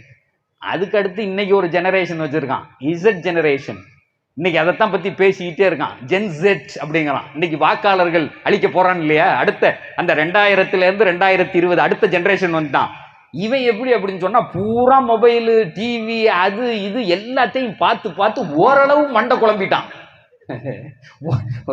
எதை பார்த்தாலும் ஓடுற ஜெனரேஷன். இன்னைக்கு இவனுக்கு காட்டினாலே பஞ்சாயத்து. சமீபமாக டிவி, அதாவது சொல்லுவாங்க, ஒரு காலம் இருந்துச்சு நம்ம எல்லாம் புத்தகம் படிச்சிருப்போம். அந்த காலத்துல ஸ்கூல்ல கதைகள்லாம் சொல்லுவாங்க, போத நீதி கதைகள், நீதி கதைகள் சொல்லுவாங்க ஸ்கூல்கள்ல. நமக்கு அது அப்படியே மனசுல வந்து உட்கார்ந்துக்கும். ஏதாவது ஒரு கதை படிப்போம். ஒரு அரசனை உதாரணத்துக்கு சொல்லுவாங்க. ஒரு அரசன் காட்டுக்கு போனானா வேட்டையாடுறதுக்கு, போகும்போது அந்த பெரிய அரபு நாட்டு குதிரையில போனானா, போகும்போது அரசியும் சேர்த்து கூட்டிட்டு போனானா, அந்த காட்டுல மலர்களா இருந்துச்சான், ஒரே வாசனையா இருந்துச்சான்னா, இப்ப நம்ம ஒரு பிக்சரைஸ் பண்ணிடுவோம், உருவாக்கிடுவோம். நம்ம அரசனை உருவாக்குவோம் நமக்கு தோதுவா. நம்ம ஒரு குதிரை, அரபு நாட்டு குதிரைன்னோன்னா நம்ம ஒரு குதிரை உருவாக்கி இந்த அரசியும் உருவாக்கிடுவோம். எங்கடா இந்த அரசியை உட்கார வைக்கிறது, மேல உட்கார வைக்கிறதா, எங்க உட்கார வைக்கிறது, நம்மளே உன்னை கொண்டு போய் உட்கார வைப்போம். நடக்குதா இல்லையா? ஒரு காட்டுக்குள்ள போனோன்னா ஒரே பூவா இருந்துச்சு, வாசனை வருதுன்னா நம்ம முகர்ந்து பார்ப்போம், அந்த வாசனை வரும். இதெல்லாம் ஒரு காலத்துல உள்ளவங்க தானா செஞ்சுக்கிட்டாங்க. இன்னைக்கு ஒன்னையும் செய்ய அவனே செஞ்சு காமிக்கிறான். டிவியில விதம் விதமா அவனே கொடுத்துட்றான். இந்த பையன் மண்டை குழம்பி போய் இருக்கான், என்னடா எல்லாம் அவனே கொடுத்துட்டா. இவனுக்கு மூளைன்னு ஒரு பகுதி இருக்குல்ல, அதை யார் பயன்படுத்துறது? ஒன்னும் பயன்படுத்துறதுக்கு இல்லை. அதனால இன்னைக்கு உள்ள அந்த ஜெனரேஷனுக்கு ரியாலிட்டிக்கும் வெர்ச்சுவாலிட்டிக்கும் வித்தியாசம் தெரியல. யதார்த்தமா நடக்கிறதுக்கும் டிவியில நடக்கிறதுக்கும் வித்தியாசம் தெரியல. டிவியில பார்த்தோன்னு ஓன்னு அழுகுறான், ஒரு சினிமாவை பார்த்துட்டு உட்காந்து சில வீட்டுலலாம் அந்த நாடகம் மகரிபுக்கு பக்கம் பின்னாடி போனீங்கன்னா மையத்தூடு மாதிரியே இருக்கும். ஆளுக்கு ஒரு டவல் வச்சிருப்பாங்க. இவன் முண்டாட்டி அவன் கூட்டு போயிட்டான். ஏடா இது உனக்கு அதுதான் அவன் கூட்டு காசை வாங்கிட்டு போயிட்டான். ஆனா இவங்க துண்டை வச்சு தொடச்சு இவன் அழுக இருக்க பாக்குறவன் எல்லாம் பரிதாபமா இருக்கு. என்னடா அது விர்ச்சுவல், அது ஒரு மெய்நிகர் பொய் அது. ஆனா அதுக்கு உண்மைன்னு நினைச்சு அழுகுறான். சகோதரர்களை ஒன்றை தெரிந்து கொள்ளுங்கள், இந்த மூளைக்கு விர்ச்சுவாலிட்டிக்கும் ரியாலிட்டிக்கும் வித்தியாசம் தெரியாது. விர்ச்சுவலா நடக்கிறதுக்கும் அந்த டிவியில காட்டுறதுக்கும் அல்லது ஒரு படமா காட்டுறதுக்கும் ரியல்ல நடக்கிறதை மூளை ஒரே மாதிரி எடுத்துக்கும். அந்த டிவியில ஒரே நாளைக்கு பல ஆக்சிடென்ட்கள் அதை இதை பார்த்து ரெகுலரா ரோட்ல போகும்போது ஆக்சிடென்ட் நடந்துச்சுன்னா இன்னைக்கு என்ன சார் செய்யறான்? ஆக்சிடென்ட் நடந்துச்சுன்னா என்ன செய்யறான்? செல்ஃபி எடுக்கிறான். அவர் அடிக்கிறாரு பாருங்க. ஒருத்தன் அங்க துடிச்சுக்கிட்டு கிடக்கான், சாவுக்கு இழுத்துக்கிட்டு, அதை நின்று என்ன அழகா இழுக்கிறான், இழுக்கிறான்டா அப்படின்னு அதை போட்டு அதுக்கு ஒரு 10 பேர் லைக் போடுங்கிறாங்கிறானே. இது என்ன மனோநிலை உங்களுக்கு விளங்குதா? இது ஏதா புரியுதா இது?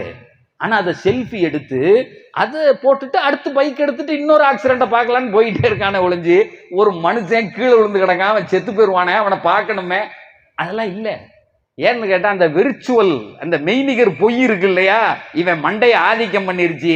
இவனுக்கு எது ரியாலிட்டி, எது விர்ச்சுவாலிட்டி, எதுக்கு அழகணும், எதுக்கு அழக்கூடாது, இந்த பிள்ளைகளை தான் நாங்க இப்ப காலேஜில் வச்சு பார்த்துக்கிட்டு இருக்கோம்.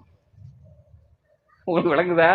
இந்த பிள்ளைகள டெய்லி உங்க அண்ணன், அத்தா, தம்பி, உங்க மாமா, சித்தப்பா பையன் அனுப்பி விட்டிய, இவங்க கூட டெய்லி நாங்க பேசிக்கிட்டு இருக்கோம். உமர் ரலியல்லாஹு தஆலா அன்ஹு சொல்லுவாங்க, லா துரப்பு அவுலாதக்கும் comma ரப்பாக்கும் ஆபாக்கும் لأنهم خلقوا من زمان غير زمانكم. Don't raise your children as your parent raised you. எப்ப பார்த்தாலும் ஒரு செய்தி, எங்க அத்தா எங்கெல்லாம் எப்படி தெரியுமா வளர்த்தா, அப்படிலாம் சொல்லாத. இனிலாம் அப்படி ஒரு காலத்துல சொல்ல முடியாது. ஒரு காலத்துல யாரை பார்த்தாலும் எங்க அத்தாலாம் எங்களை அப்படின்னு இப்பெல்லாம் அவன்ட்டு போய் சொன்னான்னா, உங்க அத்தா இருக்கிற இடத்துக்கே போய நீ அப்படிங்கிறான். எங்க கபருக்கு அழகா சொல்றான், கொப்பை இருக்கிற இடத்துக்கே போயா நீ, தியாக முடியலையே துண்ணங்கிறான். எல்லா பயல்களும் சொல்றான் சார். இந்த ஆளால பெரிய யார சொந்த அத்தாவை சொல்றான். அடுத்து கரெக்டா 25 வயசு வரும்போது சண்டைக்காரரே அவரு தான். யாரு? அத்தா தான். அவரை பார்த்தா பாயும் புளியா இப்படி நிக்கிறான். கடைசியில 30 வயசு 35 வயசு 40 வயசு வரும்போது தான் கொஞ்சம் இறங்கி நல்ல மனுஷனா இருந்திருப்பார் போலுக்கு, நம்மளையே வளர்த்திருப்பாருங்கிறான். எப்படி சொல்றான்? 40 வயசுல பெத்த அப்பன்னு சொல்றான், நல்ல நம்மளையே வளர்த்திருக்காரு.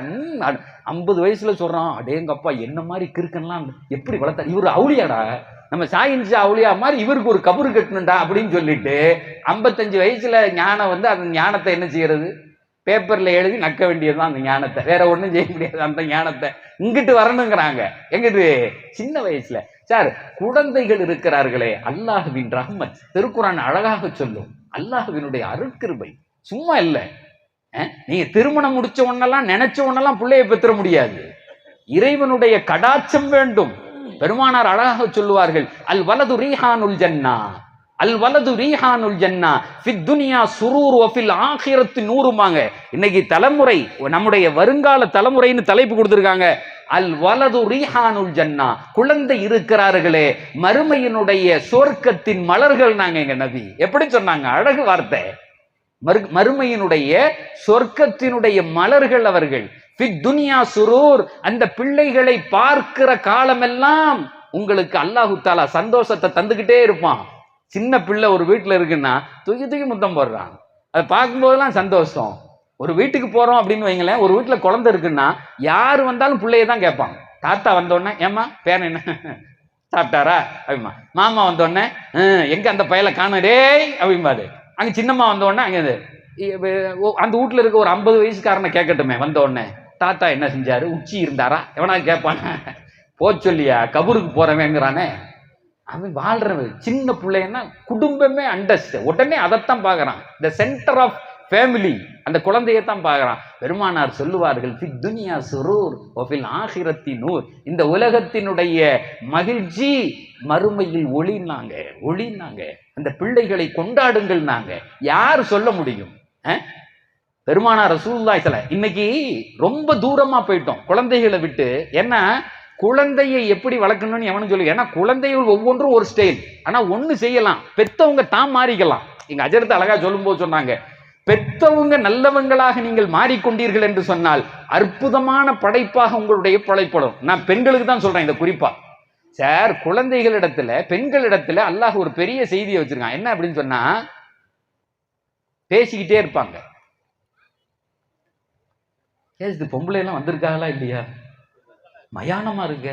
ஏங்க ஆம்பளைய மட்டும்தான் அவங்க ஊர்ல நல்ல ஆள்களான்னு பார்த்தா பொம்பளையில இவ்வளவு அமைதியா இருக்கா? இந்நேரம் சல சல சல சல சல சல சல சலன்னு சத்தம் போடுறது இல்ல. ஏன்னா அவங்களால பேசாம இருக்க முடியாது, பேசிக்கிட்டே இருக்கணும் பக்கத்துல. என்னால ஒரு ஆம்பளை 2 பேர் உட்கார்ந்தா, என்னடா மாப்பிள்ள டீ குடிக்குமா அப்படிமா, அப்படிமா, அவ்வளவுதான் அப்படி நின்னுக்குவாங்க. டீ எந்த டீ நீங்க எல்லாம் உங்க வீட்டுல குடிப்பீங்கன்னு ஆரம்பிக்குங்க நம்ம தாய்மார்கள். அவ்வளவுதான். அது ஒரு 1.5 மணி நேரம் போகும். ஏன் அப்படின்னு கேட்டா அவங்கள குறை சொல்றதுக்கு சொல்லல, அல்லாஹ் அப்படித்தான் அந்த மூளையை படைச்சு வச்சிருக்கான். பேசிக்கிட்டே இருக்கணும், பேசிக்கிட்டே இருக்கணும், பேசிக்கிட்டே இருக்கணும். பேசாம இருந்தாதான் தாய்மார்களுக்கு பெரிய பிரச்சனை.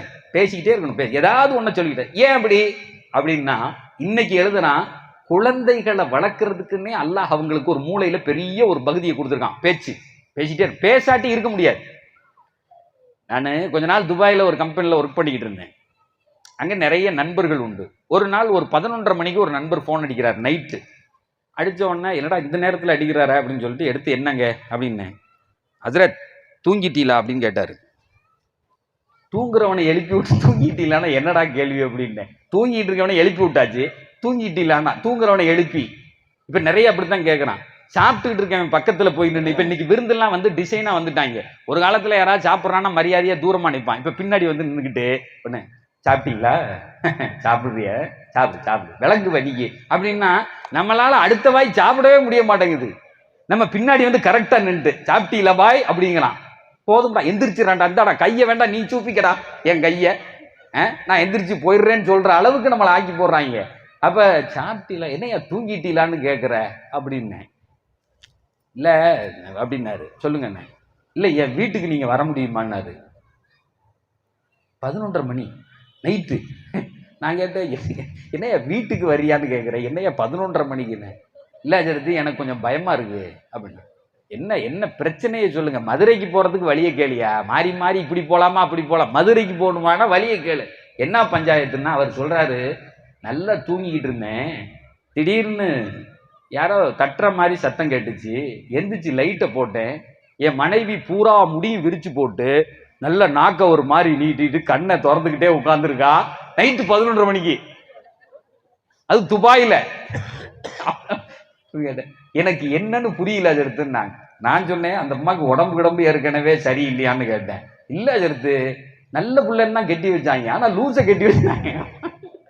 எப்படி சொன்னது நடந்தது சொல்றேன், எனக்கு லூசை கட்டி வச்சுட்டாங்க அஜர்த்து. நான் சொன்னேன், அப்படிலாம் சொல்லாதையா, இல்ல என்ன ஏதாவது பிரச்சனை இருக்கா அந்த அம்மான்னா, அதெல்லாம் ஒண்ணுமே தெரியல அஜர்த்து, திடீர்னு பயமா இருக்கு அப்படிங்கிறான். நான் சொன்னேன், அல்லான்னு கீழே படுத்துக்க, காலையில எதா இருந்தாலும் பேசிக்கலாம், தரையில பாய விரிச்சு படுத்துனா. அவன் சொல்றான், திடீர்னு கழுத்தை கடிச்சிருச்சுன்னாங்கிறான்.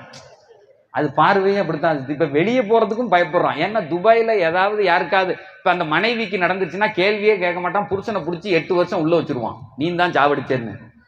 அந்த ஆளுக்கு அது பயம், இங்க உள்ள போடுவானா வெளியே போடுவானா என்ன செய்யறதுன்னு தெரியலையான்னு. நான் சொன்னேன், ஏதாவது ஓதி ஊதிட்டு அல்லான்னு படுத்துக்க, காலையில பாத்துக்கலாம். அப்புறம் காலையில இருந்துச்சு, ஒரு வாரம் கழிச்சு அவரை சந்திக்கிறேன். ஏங்க என்னங்க பிரச்சனைன்னு கேட்டேன். அப்பதான் அந்த உண்மை வெளியே தெரிஞ்சு. என்ன பிரச்சனைன்னு கேட்டேன். கல்யாணம், அது பெரிய வீட்டுல வாழ்ந்த பொண்ணு, 10-15 பேர் இருக்கு வீட்டுல வாழ்ந்த பொண்ணு. கல்யாணம் முடிச்சோன்னா கூட்டு வந்துட்டாரு மாப்பிள்ளை. இவர் இன்ஜினியரு. காலையில 6:30 மணிக்கு கிளம்பி ஆபீஸுக்கு போயிடுவாரு, கரெக்டா சாயங்காலம் 7 மணிக்கு வீட்டுக்கு வருவாரு. இந்த அம்மாவை தனியா போட்டு வெளியே பூட்டிட்டு போயிடுவான். ஏன்னா வெளிநாடு இல்லையா, யாரும் எதுவும் செஞ்சிடக்கூடாதுன்னு வெளியே பூட்டை போட்டுட்டு இவர் கிளம்பி ஆபீஸுக்கு போயிடுவார். எத்தனை மணிக்கு, காலையில 6:30க்கு போயிட்டு சாயங்காலம் 7:30 மணிக்கு வர்றது. இந்த அம்மா என்ன செய்யறது, காலையில அவருக்கு போன் அடிச்சு, ஏங்க சாப்பிட்டீங்களா, ஏங்க சாப்பிட்டீங்களா, சாப்பிட்டேன். மதியானம் சாப்பிட்டீங்களா, இந்த ஒரே ஒரு போன், அவ்வளவுதான். நம்ம எல்லாம் தானே பதில் சொல்லுவோம், சாப்பிட்டேன் போன வை அப்புறமா பேசுறேன். உடனே நேரம் வீட்டுக்கு போன் அடிக்க வேண்டியது இவங்க அம்மாக்கு. ஏமா சாப்பிட்டியாமா அப்படின்னா, ஆமா சாப்பிட்டேன்டி, நீ என்ன சாப்பிட்டியா, சாப்பிட்டேன், வேற என்னம்மான்னு. உங்க ஒத்தா கூப்பிடுறாரு போன வைன்னு அந்த அம்மா போயிட வேண்டியது. அப்புறம் அக்காவுக்கு போன் அடிக்க வேண்டியது. இந்த அம்மா இப்படி இவங்களுக்கு அடிச்சு, அவங்க எல்லாரும் கொஞ்சம் நேரம் பேசுறாங்க, வச்சிடறாங்க. இதுவும் காலையில 8:30 மணில இருந்து ஆரம்பிச்சு இப்படியே உட்கார்ந்துகிட்டே இருந்திருக்கு இந்த அம்மா. அவருக்கு ஒரு நாள் தான் லீவு. நடந்ததை சொல்றேன் சார், யதார்த்தத்தை சொல்லுகிறேன். ஒரே ஒரு நாள் லீவு, வெள்ளிக்கிழமை. வெள்ளிக்கிழமை வந்தாலும் டயர்டா இருக்குன்னு தூங்கிட வேண்டியது அந்த ஆளு. கிட்டத்தட்ட வந்து 15-20 நாள் இந்த அம்மா பார்த்துருக்கு. அப்புறம் செவத்தை பார்த்து பேச ஆரம்பிச்சிங்க. அருமையான செவரே, செவரே, என்ன பெத்த செவரே எப்படிரா இருக்குன்னு ஆரம்பிச்சது இவனுக்கு தெரியவே இல்லை. அன்னைக்கு நைட்டு தலையை விரிச்சு போட்ட உடனேதான் இவனுக்கு தெரிஞ்சிருக்கு. ஏன் அப்படின்னா, மனுஷன்னா ஒரு மனுஷனா பேசணும், பேசி இருந்தாதான் ஒரு பெண்ணால, அது எதுக்கு அல்லாஹ் கொடுத்துருக்கான்னா குழந்தை கூட கம்யூனிகேட் பண்றதுக்கு. ஒரு பிள்ளைய பெத்தெடுத்தோன்னு ஒரு தாய் பேசிக்கிட்டே இருக்கணும், அந்த பிள்ளை பேசாது, இந்த அம்மா பேசிக்கிட்டே இருக்கணும். நல்லா இருக்கியா, சாப்பிட்டியா, பால் குடிச்சியா, உங்க அத்தா வந்துட்டாக, பெரியம்மா வந்துட்டாக, சின்னம்மா வந்துட்டா, இப்படி பேச பேச அந்த பிள்ளை கேட்டு கேட்டு அப்புறம் தான் அது பேசும்.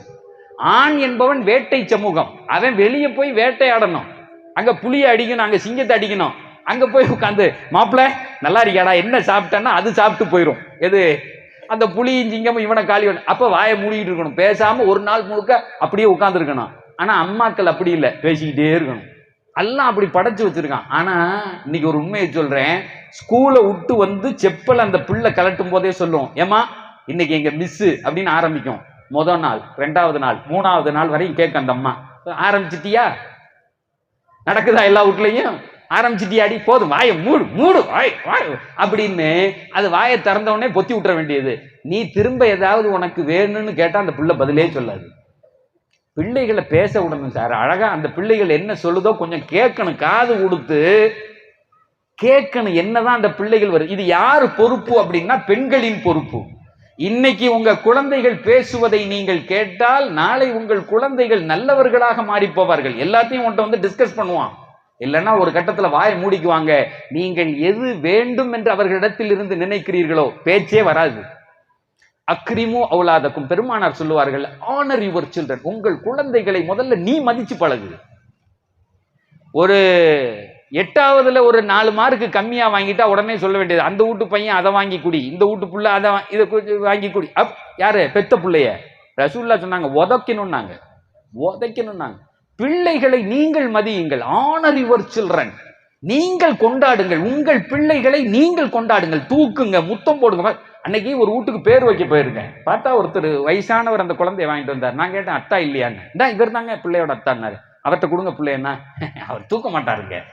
ஏங்கன்னா உச்சி இருந்துருமா, யாரு அந்த பெத்த புள்ள மடியில மேல உச்சி இருந்துச்சுன்னா அவருக்கு பிடிக்காதான். நான் கேட்டேன், என்ன சுத்தமானவன், அடேங்க அப்பா பரிசுத்தம். எங்க ரசூலுல்லாஹ் தன் வாழ்க்கையில குழந்தைகளை எந்த குழந்தை வந்தாலும் வாங்கிக்குவாங்க, எந்த குழந்தை வந்தாலும் அதை தூக்குவாங்க, அதை முத்தம் போடுவாங்க. ரசூலுல்லாஹ் காலத்துல பேம்பர்ஸ் கிடையாது, ரசூலுல்லாஹ் காலத்துல டயப்பர் கிடையாது மாட்டி விடுறதுக்கு, சும்மா துணியை வச்சு தூக்கிட்டு வருவாங்க, அப்படியே கொடுத்துருவாங்க, ரசூலுல்லாஹ் மடியில வச்சுக்குவாங்க. குழந்தைகள்னா ஒண்ணுக்கு இருக்கும். ஹதீசுகள்ல வருது, எங்க ரசூலுல்லாஹ் மடிக்கு எத்தனை குழந்தைகள் வந்தது, அதுல எத்தனை ஒண்ணுக்கு போச்சு, ஹதீஸ்ல எழுதி வச்சிருக்காங்க. அந்த பிள்ளைகள் பேர் என்ன, ஹதீஸ்ல எழுதி வச்சிருக்காங்க. ஒண்ணுக்கு போன பிள்ளைகள் ஆண் பிள்ளை எத்தனை, பெண் பிள்ளை எத்தனை, பேர் எழுதி வச்சிருக்காங்க. What a beautiful. எங்க நபி யாருங்க, எங்க நபியை விட ஒரு பரிசுத்தமானவன் இந்த உலகத்துல எவனாவது இருப்பானா? ஆனா தாம் மடியில வச்சு பிள்ளைகளை கொஞ்சினார்கள். அப்படியே ஒண்ணுக்கு போனாலும் கொஞ்சோண்டு தண்ணி தாங்கன்னு சொல்லிட்டு மேல தண்ணியை ஊத்தி இப்படி தடவிட்டு திரும்ப அந்த பிள்ளைய வாங்கி எங்க நபி கொஞ்சுவாங்க, கொஞ்சுவாங்க. குழந்தைகளை கொண்டாடுங்கள், அல்லாஹ் தந்த ரஹ்மத்தவர்கள். தாய்மார்களை உங்களுக்கு தான் பதுவா செஞ்சிடாதீங்க, பிள்ளைகளை என்றாவது ஒரு நாள் பழித்து விடும். குழந்தைகளை கொண்டாடு. எங்க ரசூலுல்லாஹ் சொன்னாங்க, அக்ரிமு அவுலாதக்கும், எப்ப பார்த்தாலும் அவர்களை ஆனர் பண்ணுங்க, அவர்களை ரொம்ப சிறப்பா நடத்துங்க. சரி, அப்படியே நடத்திக்கிட்டு இருந்தா ஒரு பையன் சும்மாவே நடப்பானா? ஒரு பிள்ளைய எப்ப பார்த்தாலும் வாத்தா உட்கார்த்தா, வாங்க உட்காருங்க எந்திரிங்க அப்படின்னு சொன்னா சேட்டை பண்ணும், பண்ணுமா இல்லையா? பிள்ளையன்னா சேட்டை பண்ணும், மூக்கு இருக்கிற வரையும் சளி வர்ற மாதிரி பிள்ளையன்னா சேட்டை பண்ணுவான். எங்க ரசூலுல்லாஹ் சொல்லுவாங்க, அடங்காது அந்த பிள்ளை ஏதாவது செய்தால் அப்ப கொஞ்சம் சரி பண்ணுங்க. பெருமானார் சொன்னாங்க, ஒரு மாதிரி தப்பா நடக்கிறான், தப்பா யார்கிட்டையாவது பேசுறான், அப்ப சொல்லுங்க இப்படி நடக்க கூடாதுதா. அந்த பிள்ளை விளங்கிக்குவான், அந்த பிள்ளை விளங்கிக்குவான். இத ஒரு பயான்ல சொன்னேன், இங்க திருச்சியில ஒரு பயான்ல இது சொன்னேன், அக்ரிமு அவுலாதக்கும், உங்கள் பிள்ளைகளை நீங்கள் கண்ணியப்படுத்துங்கள். மகரிப்ல ஒருத்தர் வந்தாரு, ஏஜர்த்து ஜும்மால நீங்க தான் பயன் பண்ணீங்களான்னு கேட்டாரு. இப்ப எதுன்னு அது வேற பயமா இருக்கு, நம்ம ஊன்னு சொல்றதுக்கு இதுக்கு என்ன ஊன்னு சொல்றதா ஊஹும் சொல்றதான்னு தெரியல. பேசாம நின்னேன். இல்ல சேர்த்து ஜும்மால நீங்க தான் பேசினேன். ஆமா அண்ணே, என்னங்க அண்ணே? இல்ல என்ன பேசுனீங்க? ஏங்க என்ன செய்தி அதை சொல்லுங்க. உடனே அவர் சொன்னாரு, இல்ல சாயங்காலம் பையன் சேட்டை பண்ணிக்கிட்டு இருந்தா அடிக்க போனேன், உடனே கையை தூக்கி ஆனர் யுவர் சில்ட்ரன் அஜர்த்து சொல்லியிருக்காரு, ரசூலுல்லாஹ் அடிப்பாங்களாம். உடனே மரியாதையா நடத்து, யாரு அவனுக்கு தேவையானதை அவன் எடுத்துக்கிறான்ல சார், அப்பத்த போய் சொல்லியிருக்காரு, என்ன அடிக்க கூடாது, ரசூலுல்லாஹ்வே சொல்லியிருக்காங்களாம், கையெடு கையெடு அப்படின்னு இருக்கான். உடனே அவர் கேட்டிருக்காரு, யாரா பயன் பண்ணா? ஒரு அஜர்த்து ஜும்மால பேசினாருன்னு நேரம் என்கிட்ட வந்துட்டார் அவரு. நான் சொன்னேன், அப்படித்தாங்க ஆனாலும் கூட ஒழுக்கம் தவறுகிற நேரத்தில் பிள்ளைகளை சரிபடுத்த வேண்டியது பொறுப்பு என்றார்கள். நாயகம் ஸல்லல்லாஹு அலைஹி வஸல்லம் வீட்டில் முதல்ல வந்தது ஒரு பேத்தி. பெருமானார் வீட்டில் முதல் வாரிசாக வந்தது பேத்தி. ஒரு பேத்தி தான் வந்தாங்க. அந்த பேத்தியோட நாயகம் ஸல்லல்லாஹு அலைஹி வஸல்லம் டெய்லி விளையாடுவாங்க, டெய்லி கொஞ்சுவாங்க. அந்த பிள்ளையை தூக்கிக்கிட்டே எங்க போனாலும் சுத்துவாங்க, எல்லாம் செய்வாங்க. ஒரு நாள் நாயகம் ஸல்லல்லாஹு அலைஹி வஸல்லம் உட்கார்ந்து அந்த பேத்தி கூட விளையாடிக்கிட்டு இருக்காங்க. எப்படி விளையாடுறாங்கன்னா, அதை தூக்கி கழுத்துல வச்சுட்டாங்க. இப்ப நம்ம வச்சு விளையாடுவோம்ல, கழுத்து மேல தூக்கி வச்சு அந்த பிள்ளை இப்படி ஆட்டுவோம். இப்படி ஆட்டி பெருமானார் விளையாடிக்கிட்டு இருக்காங்க. அங்க பாங்கு சொல்றதுக்காக வேண்டி பிலால் கூப்பிட வந்துட்டாங்க. தொழுகைக்கு நேரமாச்சு, வாங்க யார் ரசூலுல்லாஹ்னு கூப்பிடுறதுக்காக வேண்டி பிலால் வந்துட்டாங்க. நாயகம் ஸல்லல்லாஹு அலைஹி வஸல்லம் இப்படி யோசிக்கிறாங்க, இந்த பிள்ளை இறக்கி விட்டா அழுவுமே, சின்ன பிள்ளை தானே, இறக்கி விட்டா அழுவுமே, என்ன செய்யறது? அந்த பேத்தி பேரு உமாமா, அந்த பொம்பளை பிள்ளைக்கு பேர் என்ன? உமாமா. இறக்கி விட்டா இந்த குழந்தை அழுகுமேன்னா அப்படியே எந்திரிச்சு தொழுகைக்கு போயிட்டாங்க. ரசூலுல்லாஹி ஸல்லல்லாஹு அலைஹி வஸல்லம் பேத்தி கழுத்துல இருக்க அப்படியே எந்திரிச்சு தொழுகைக்கு போயிட்டாங்க. தொழுகையில போய் இப்ப கீழே எப்படி இறக்குறது இந்த பிள்ளைய யோசிக்கிறாங்க. இறக்கி இங்க விட்டா குழந்தைகள் அழுவும்ல, கழுத்துல வச்சுக்கிட்டே தக்பீரும் கட்டினாங்க. கழுத்துல யார ரஹ்மத்துல் லில் ஆலமீன் சார், அதை விடையா நம்ம மேல போயிட போறோம்? எங்க நபியை விட என்ன அழகான சுன்னத்து, என்ன அழகான குணம், அந்த பிள்ளைகளிடத்துல பேசுற குணம். கழுத்துல வச்சுக்கிட்டே தக்பீரை கட்டினாங்க. ருக்குவுக்கு போகும்போது அந்த பிள்ளை விழுந்துருமோ என்னமோன்னு கீழே இறக்கி வச்சுட்டு ருக்குவுக்கு போனாங்க, சுஜூதுக்கு போனாங்க, திரும்ப தூக்கி மேல வச்சுக்கிட்டாங்க, திரும்ப தூக்கி மேல வச்சுக்கிட்டாங்க. அரபுகளிடத்திலே ஒரு பழக்கம் உண்டு. பெருமானால் ஒரு நாள் தன்னுடைய பேரனை மடியில வச்சு கொஞ்சிக்கிட்டு இருக்காங்க. ஒரு ஆராபி வந்தார். பள்ளியாசல்ல வந்து ரசூல்லாவை பார்த்தோன்னா டென்ஷன் ஆகிட்டார் அந்த ஆளு. ஏன்னா மடியில பேரை உட்காந்து முத்தம் போட்டுக்கிட்டு இருக்காங்க ரசூல்லா. அவர் கேட்டார், யார ரசூலுல்லாஹ், பிள்ளைகளை முத்தம் போடுறீங்களா? நீ ஆம்பளையான்னு கேட்டான் அந்த ஆள். எப்படி கேட்டான்? நீங்க ஆம்பளையா? பெண்கள் தான் குழந்தைகளை முத்தம் போடுவாங்க, இது என்ன பிள்ளைகளை வச்சு முத்தம் போடுறது? அந்த இடத்தில் உமர் நின்று இருந்தால் கழுத்து சீவி இருப்பாரு. அந்த அந்த அந்த கிராமவாசியோட கழுத்தை அறுத்து எடுத்திருப்பாரு. யாரை பார்த்து என்னடா பேசுனேன்? ஆனா பெருமானார் அப்படியே உட்கார்ந்துருந்தாங்க. இங்க வாங்க, என்ன செய்தி உங்களுக்குன்னு கேட்டாங்க. எனக்கு 10 பிள்ளைகள் உண்டு, என் வாழ்நாளில் என் பிள்ளையில் ஒன்றை கூட முத்தம் போட்டதில்லை. ஏன்னு கேட்டாங்க. நம்ம ஆம்பளை அப்படின்னாரு. என்ன பொம்பளை நீ அப்படின்னு ரசூலுல்லாஹ் ஒரு பாடம் எடுத்தாங்க. இங்க பார்த்தா இது ரஹ்மத்து. குழந்தைகள் இருக்கிறார்களே ரஹ்மத்து. மழை கூட ஒரு நாளில் ஒரு கவிஞன் சொல்லுவான், மழை கூட ஒரு நாளில் தேனாகலாம், மணல் கூட ஒரு நாளில் பொன்னாகலாம், ஆனாலும் அவையாகும் நீயாகுமா அம்மா என்று அழைக்கிற. சார் 5000 ஸ்கொயர் ஃபீட்ல வீடு, ஆனா வீட்டுக்குள்ள பெத்த தாய அம்மான்னு கூப்பிடுறதுக்கு ஒரு பிள்ளை இல்லைன்னா அந்த வீடு கபிரிஸ்தானுக்கு ஒப்பானது. கொஞ்சம் யோசிச்சு பாருங்களேன். அல்லாஹு தந்தான் உங்கள் பிள்ளைகளை, பேரன்களை, பேத்திகளை. யார் தந்தது? அல்லாஹு தந்தான். அது அழகு, வீட்டின் வெளிச்சம் அவை. பெருமானார் சொன்னாங்க, உன் மனசுல அல்லாஹ் ரஹ்மத்தையே வைக்கலையா? இங்க வாப்பா, என்ன இப்படி சொல்லி போட்ட, என்ன இப்படி சொல்லி போட்ட? குழந்தைகளை முத்தமிடுவது, குழந்தைகளை முத்தமிடுவது மனிதாபிமானம், மனிதாபிமானம். அது ஒரு இபாதத். அது பிள்ளையை வளர்க்கிறது ஒரு இபாதத் சார். அன்னைக்கு 1500 ஆண்டுகளுக்கு முன்னால் எங்க நபி சொன்னாங்க, இன்னைக்கு அரபு நாட்டுல போய் பாருங்க, ஒரு நாளைக்கு தன் குழந்தைக்கு 1000 முத்தத்தை அரபி கொடுக்கிறான். அந்த பிள்ளை என்ன சேட்டை பண்ணாலும் சரி, அங்கிருந்து அங்க ஓடும். நம்ம ஊர் பிள்ளை மாதிரிலாம் இல்ல, அரபு நாட்டு பிள்ளைகள் செம்ம சேட்டை பண்ணுவான். அப்படியே எடுத்து டப்பாவை கொட்டி விட்டுருவான், அப்படியே எடுத்து அதை இப்படி தள்ளி தள்ளி விட்டுருவான். ஒண்ணுமே, தூக்குவான் முத்தம் போடுவான், தூக்குவான் முத்தம் போடுவான், தூக்கம். அது போனா போயிட்டு போகுது.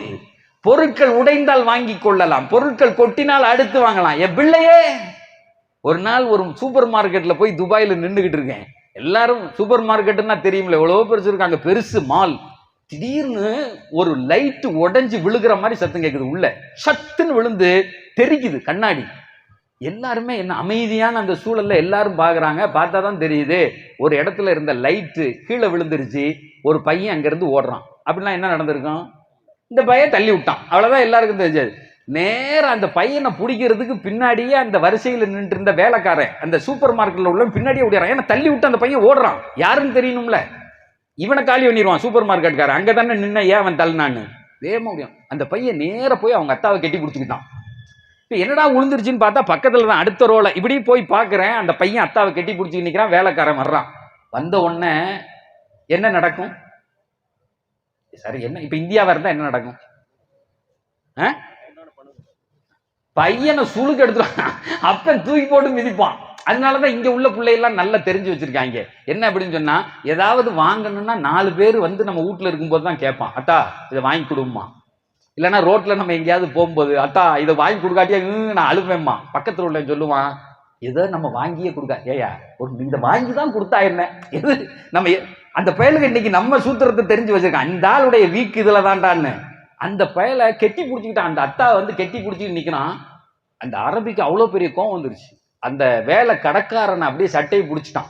பிடிச்சிட்டு சொன்னா, டேய் என் பிள்ளை ஏன் விரட்டினேன், லிமாதா இஸ்அஜ்த இப்னி, ஏன் இஸ்அஜ் பண்ண, அவனை ஏன் டிஸ்டர்ப் பண்ண, என் பிள்ளை ஏன் விரட்டினேன். அவன் சொன்னா, உன் பிள்ளை உடைச்சிட்டான், காசை வாங்கிக்கடா.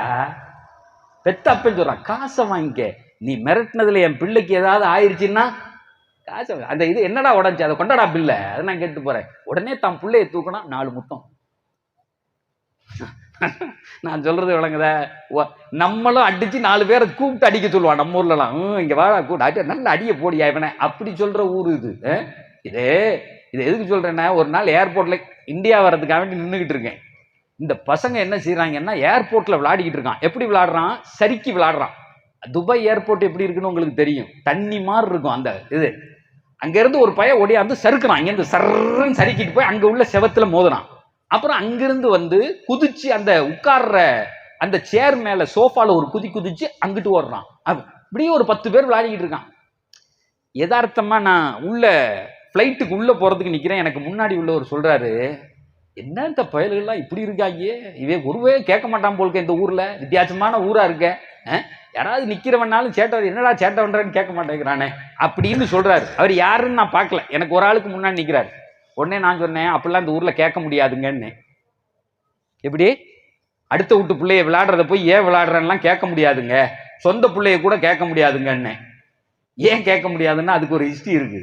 ஒரு பாகிஸ்தானி தான் பையனை காலையில ஏதாவது சேட்டன்றான்னு அடிச்சிருக்கான். துபாயில நடந்தது. அடிச்ச உடனே அந்த பையன் பாகிஸ்தானி எப்படி இருப்பான்னு தெரியும், நம்ம கை மாதிரி 5 அளவு இருக்கும் அவனுக்கு. புஷ்டோ அவங்கெல்லாம் என்னது புஷ்டோ, அந்த இந்த இந்த இது ஊரு ராஜஸ்தான் அந்த சைட்ல உள்ள ஆளுங்க.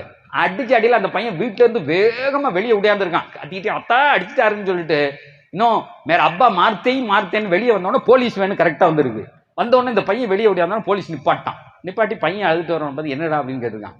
அம்மாரி அப்பா மார்த்தி, அவன் என் அப்பா அடிக்கிறாரு. நான் நேராக பார்த்துருக்கேன், அப்பா வந்திருக்காரு இங்கே வாயா அப்படின்னு உள்ள கூப்பிட்டு போய் போலீஸ் ஜீப்பில் உட்கார வச்சு கூப்பிட்டு போயிட்டான். யார பெத்த அப்பனை அடிச்சதுக்காக வேண்டி கூப்பிட்டு போயிட்டான். இந்த பையன் திரும்ப போய் பொம்மையெல்லாம் எடுத்து வச்சு விளையாடிக்கிட்டு இருக்கான். இந்த அம்மா உள்ள தோசையெல்லாம் சுட்டுட்டு அந்த பாகிஸ்தானி வெளியே வந்து, டே உங்க அத்தா எங்கடா நாஸ்டா சாப்பிட வாங்க அப்படின்னு கூப்பிட்டுருக்கு. அது சொல்லியிருக்கான், அச்சார்ல போலீஸ் கூப்பிட்டு போயிட்டான் இருக்கான். யார பெத்த அப்பனை. அந்த அம்மா கெதி கலங்கி போய், என்னடா ஏதோ பேசுற, யாரா கூட்டு போனா, போலீஸ் கூட்டு போயிட்டான்னு உன்னை புர்காவை தூக்கி மாட்டிக்கிட்டு அந்த அம்மா வேகம் நடந்தது போலீஸ் ஸ்டேஷனுக்கு ஓடுது. ஓடி போய், எங்க என் புருஷனை எதுக்குங்க கூட்டு வந்து, என் புருஷன் எங்க, என் புருஷன் எங்க கேக்குது. பார்த்தா ஜெயிலுக்குள்ள உட்காந்துருக்காரு, உள்ள உட்காந்துருக்கான் ஜெயில மூடி. உடனே இந்த அம்மா கேக்குது, ஏன் கூப்பிட்டு வந்தாரு, இவர் யாருன்னு கேட்டிருக்கான். என் வீட்டுக்காரர் தாங்க, என் புருஷன் இவரு அப்படின்னு சொல்லியிருக்கு. இந்த ஆள் கூட நீ வாழ்ற, இந்த ஆள் ஒரு லூஸ் ஆச்சே அப்படின்னு இருக்கான். யாரு, போலீஸ்காரன். அந்த அம்மா சொல்லியிருக்கு, எனக்கு மட்டும் தெரிஞ்ச ரகசியம் உங்களுக்கும் எப்படா தெரிஞ்சு. இது நிறைய பேர் அப்படித்தானே வச்சிருக்காங்க நம்ம ஊர்லயே. இப்ப இந்த ஆதார் கார்டு இதுக்கெல்லாம் கேட்க வந்தா நிறைய பேர் ஆண்கள்கிட்ட கேட்கறதே இல்லை. சார் நவருங்க, மேடம் இருக்காங்களாங்கிறான். ஏன்னு கேட்டா, உன்கிட்ட கேட்ட பின்னாடியும் அந்த அம்மா வரும், நவருங்க, இவருக்கு தெரியாது என்கிட்ட கேளுங்கிறாள்ல. இது ஒரு மாதிரி, இது போவும் யார புருஷனை போவும் வரும், எருவு மாடும் இது ஒண்ணுங்கிற மாதிரி, இது போவும், இதுக்கு விளங்காதுங்க அப்படிங்கிறான். அதனால எடுக்க வரவனே தெளிவா இருக்கான். ஓன்ட்ட ஒரு தடவை சொல்லி இன்னொரு தடவை சொல்றதுக்கு இல்ல, அவர்கிட்டே சொல்லிக்கிறான், அந்த அம்மாவை கூப்பிடுங்கிறான். இப்ப இந்த அம்மா சொல்லியிருக்கு, என் புருஷன் லூஸ்லாம் இல்லைங்க, நல்லவர். அவன் போலீஸ்காரன் சொல்லியிருக்கான், நல்லவனா இருந்தா புள்ளைய அடிப்பானா. அவன் கேட்கிறான், சார் நல்லவனா இருந்தா புள்ளைய அடிப்பான், பைத்தியம் தானே அடிக்கும். உன் புருஷனை கொண்டு போய் டாக்டர்கிட்ட காட்டிட்டு அவர் ஒழுங்கானவரா இருந்தா இல்ல விடுவோம், இல்லைன்னா உள்ள வச்சிருவோன்ட்டான். எதுக்கு, புள்ளைய அடிச்சதுக்கு. இந்த செய்தியை நான் சொல்றேன், ஏங்க இங்கெல்லாம் புள்ளையில அடிச்சா தொட்டா போலீஸ்காரன் வந்து தூக்கிட்டு போய் உள்ள வச்சிருவான் அப்படின்னு சொன்ன உடனே எனக்கு முன்னாடி இருந்த நின்று ஆளு திரும்புறாரு. என்னை பார்த்து, என்னப்பா இப்படி சொல்றீ அப்படின்னு.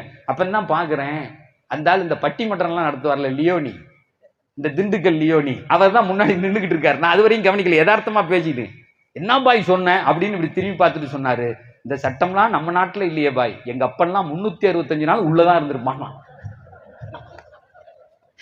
இந்த பட்டிமன்றத்தில் பேசுற மாதிரி அங்கேயும் பேசுறான். 365 நாள் எங்க அப்பன்லாம் உள்ள பாய் உட்கார்ந்து இருப்பேன், தலையில தட்டிட்டு போவார். பாய் ஏன்டா உட்கார்ந்து இருக்கேன்னு கேட்பாரு. வேற என்னையா செய்ய, அடுத்த தடவை வரும்போது நிற்பேன், ஏன்டா நிக்கிறேன்னு கேட்பாரு. இப்ப அவர்லாம் இந்த சட்டம் இந்தியாலாம் இருந்துச்சுன்னா அவனை உடனே போன் பண்ணி எங்க அப்பனை தூக்கிட்டு போடான்னா எல்லாம் கொண்டு போய் உள்ள வச்சிருப்பான்லாங்க. அவன் பிள்ளைகளை முத்தம். அப்ப அந்த அரபி சொன்னா அதை குடியா, காசை நான் கொடுக்குறேன்.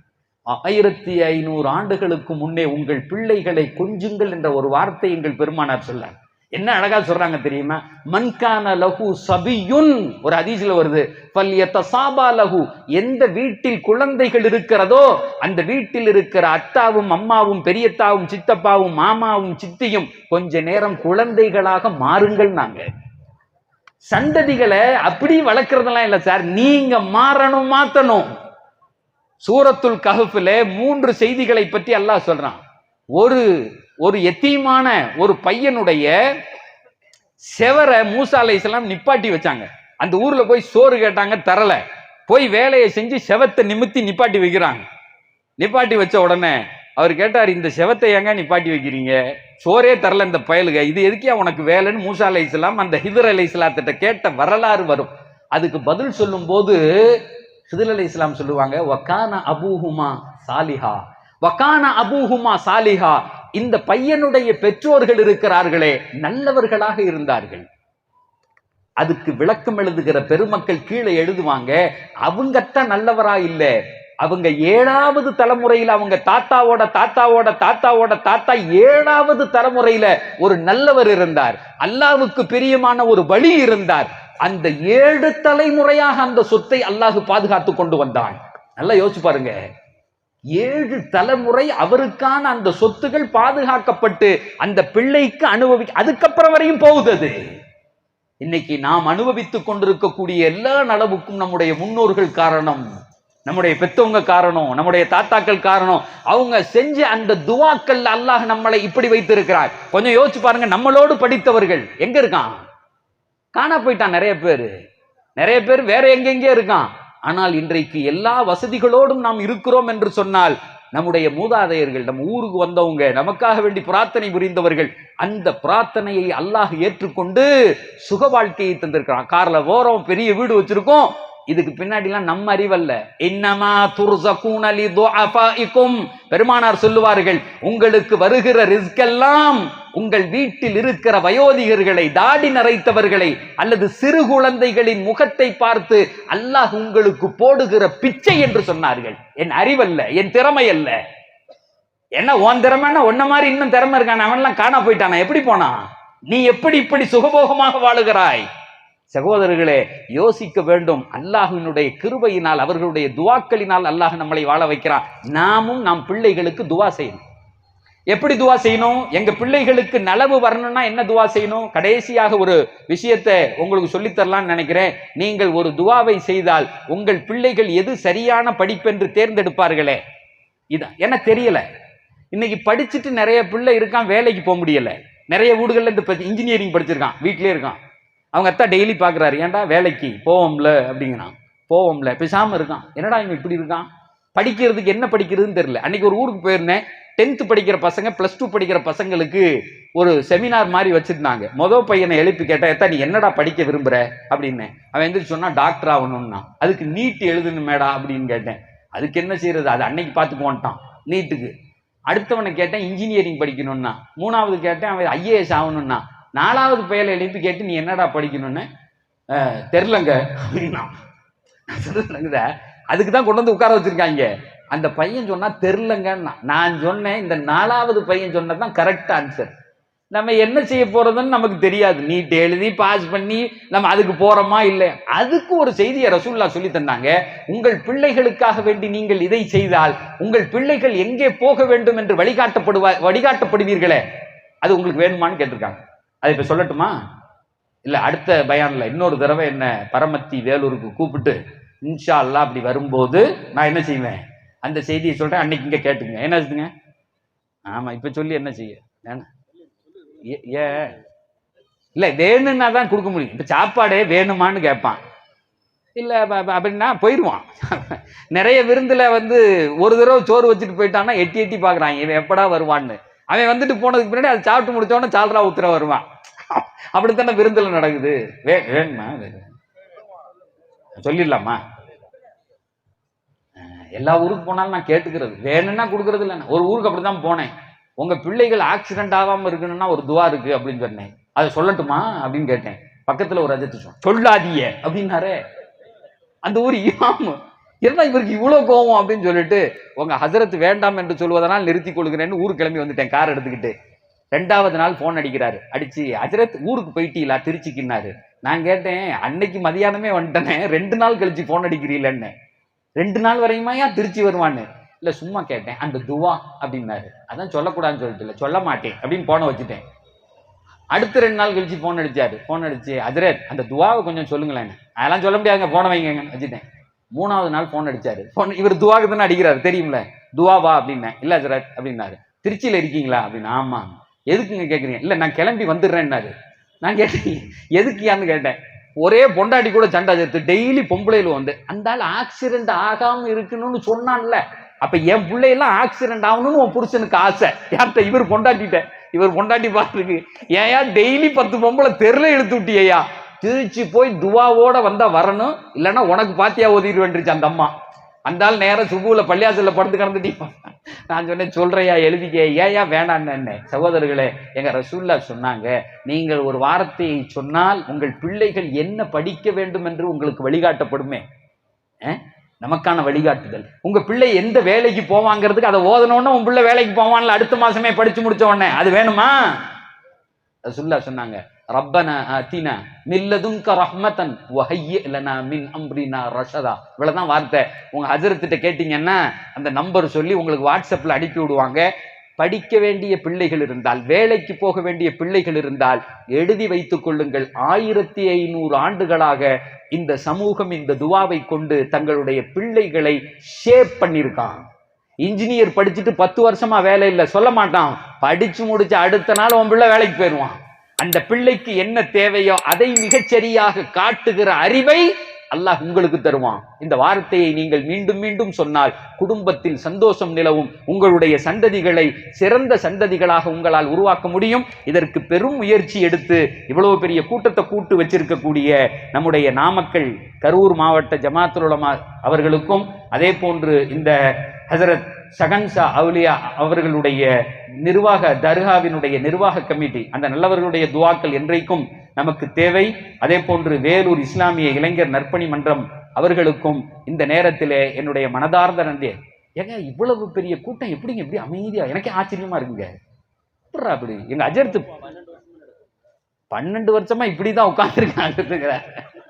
ஆடவே மாட்டாங்க எங்க ஊருக்காரங்கள்லாம் அப்படின்னு. நல்ல ஆளுக. அல்லாஹ் உங்களை பூரா இந்த ஊரை அல்லாஹ் அவுலியாவா ஆக்குவானாக. ஆண் பெண்களை எல்லாம் அல்லாஹ்வுக்கு பிடித்தமானவர்களாக ஆக்குவானாக.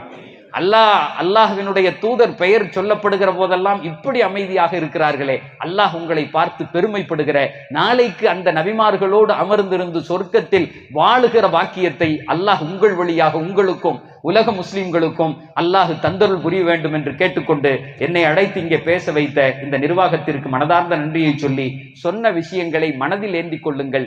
மாற்றம் வர வேண்டும் என்று நினையுங்கள். அந்த ஒத்த துவாவை ஓதுங்க. உங்கள் குடும்பம் எப்படி மாறி போகும் என்பதை இன்ஷா அல்லாஹ் வருங்காலங்களில் நாம் வரும்போது சந்திப்போம். அதற்கு அல்லாஹ் போதுமானவன். வாஹிர் தஅவானா அனில் ஹம்துலில்லாஹி ரப்பில் ஆலமீன். அஸ்ஸலாமு அலைக்கும் வரஹ்மத்துல்லாஹி வபரகாத்துஹு.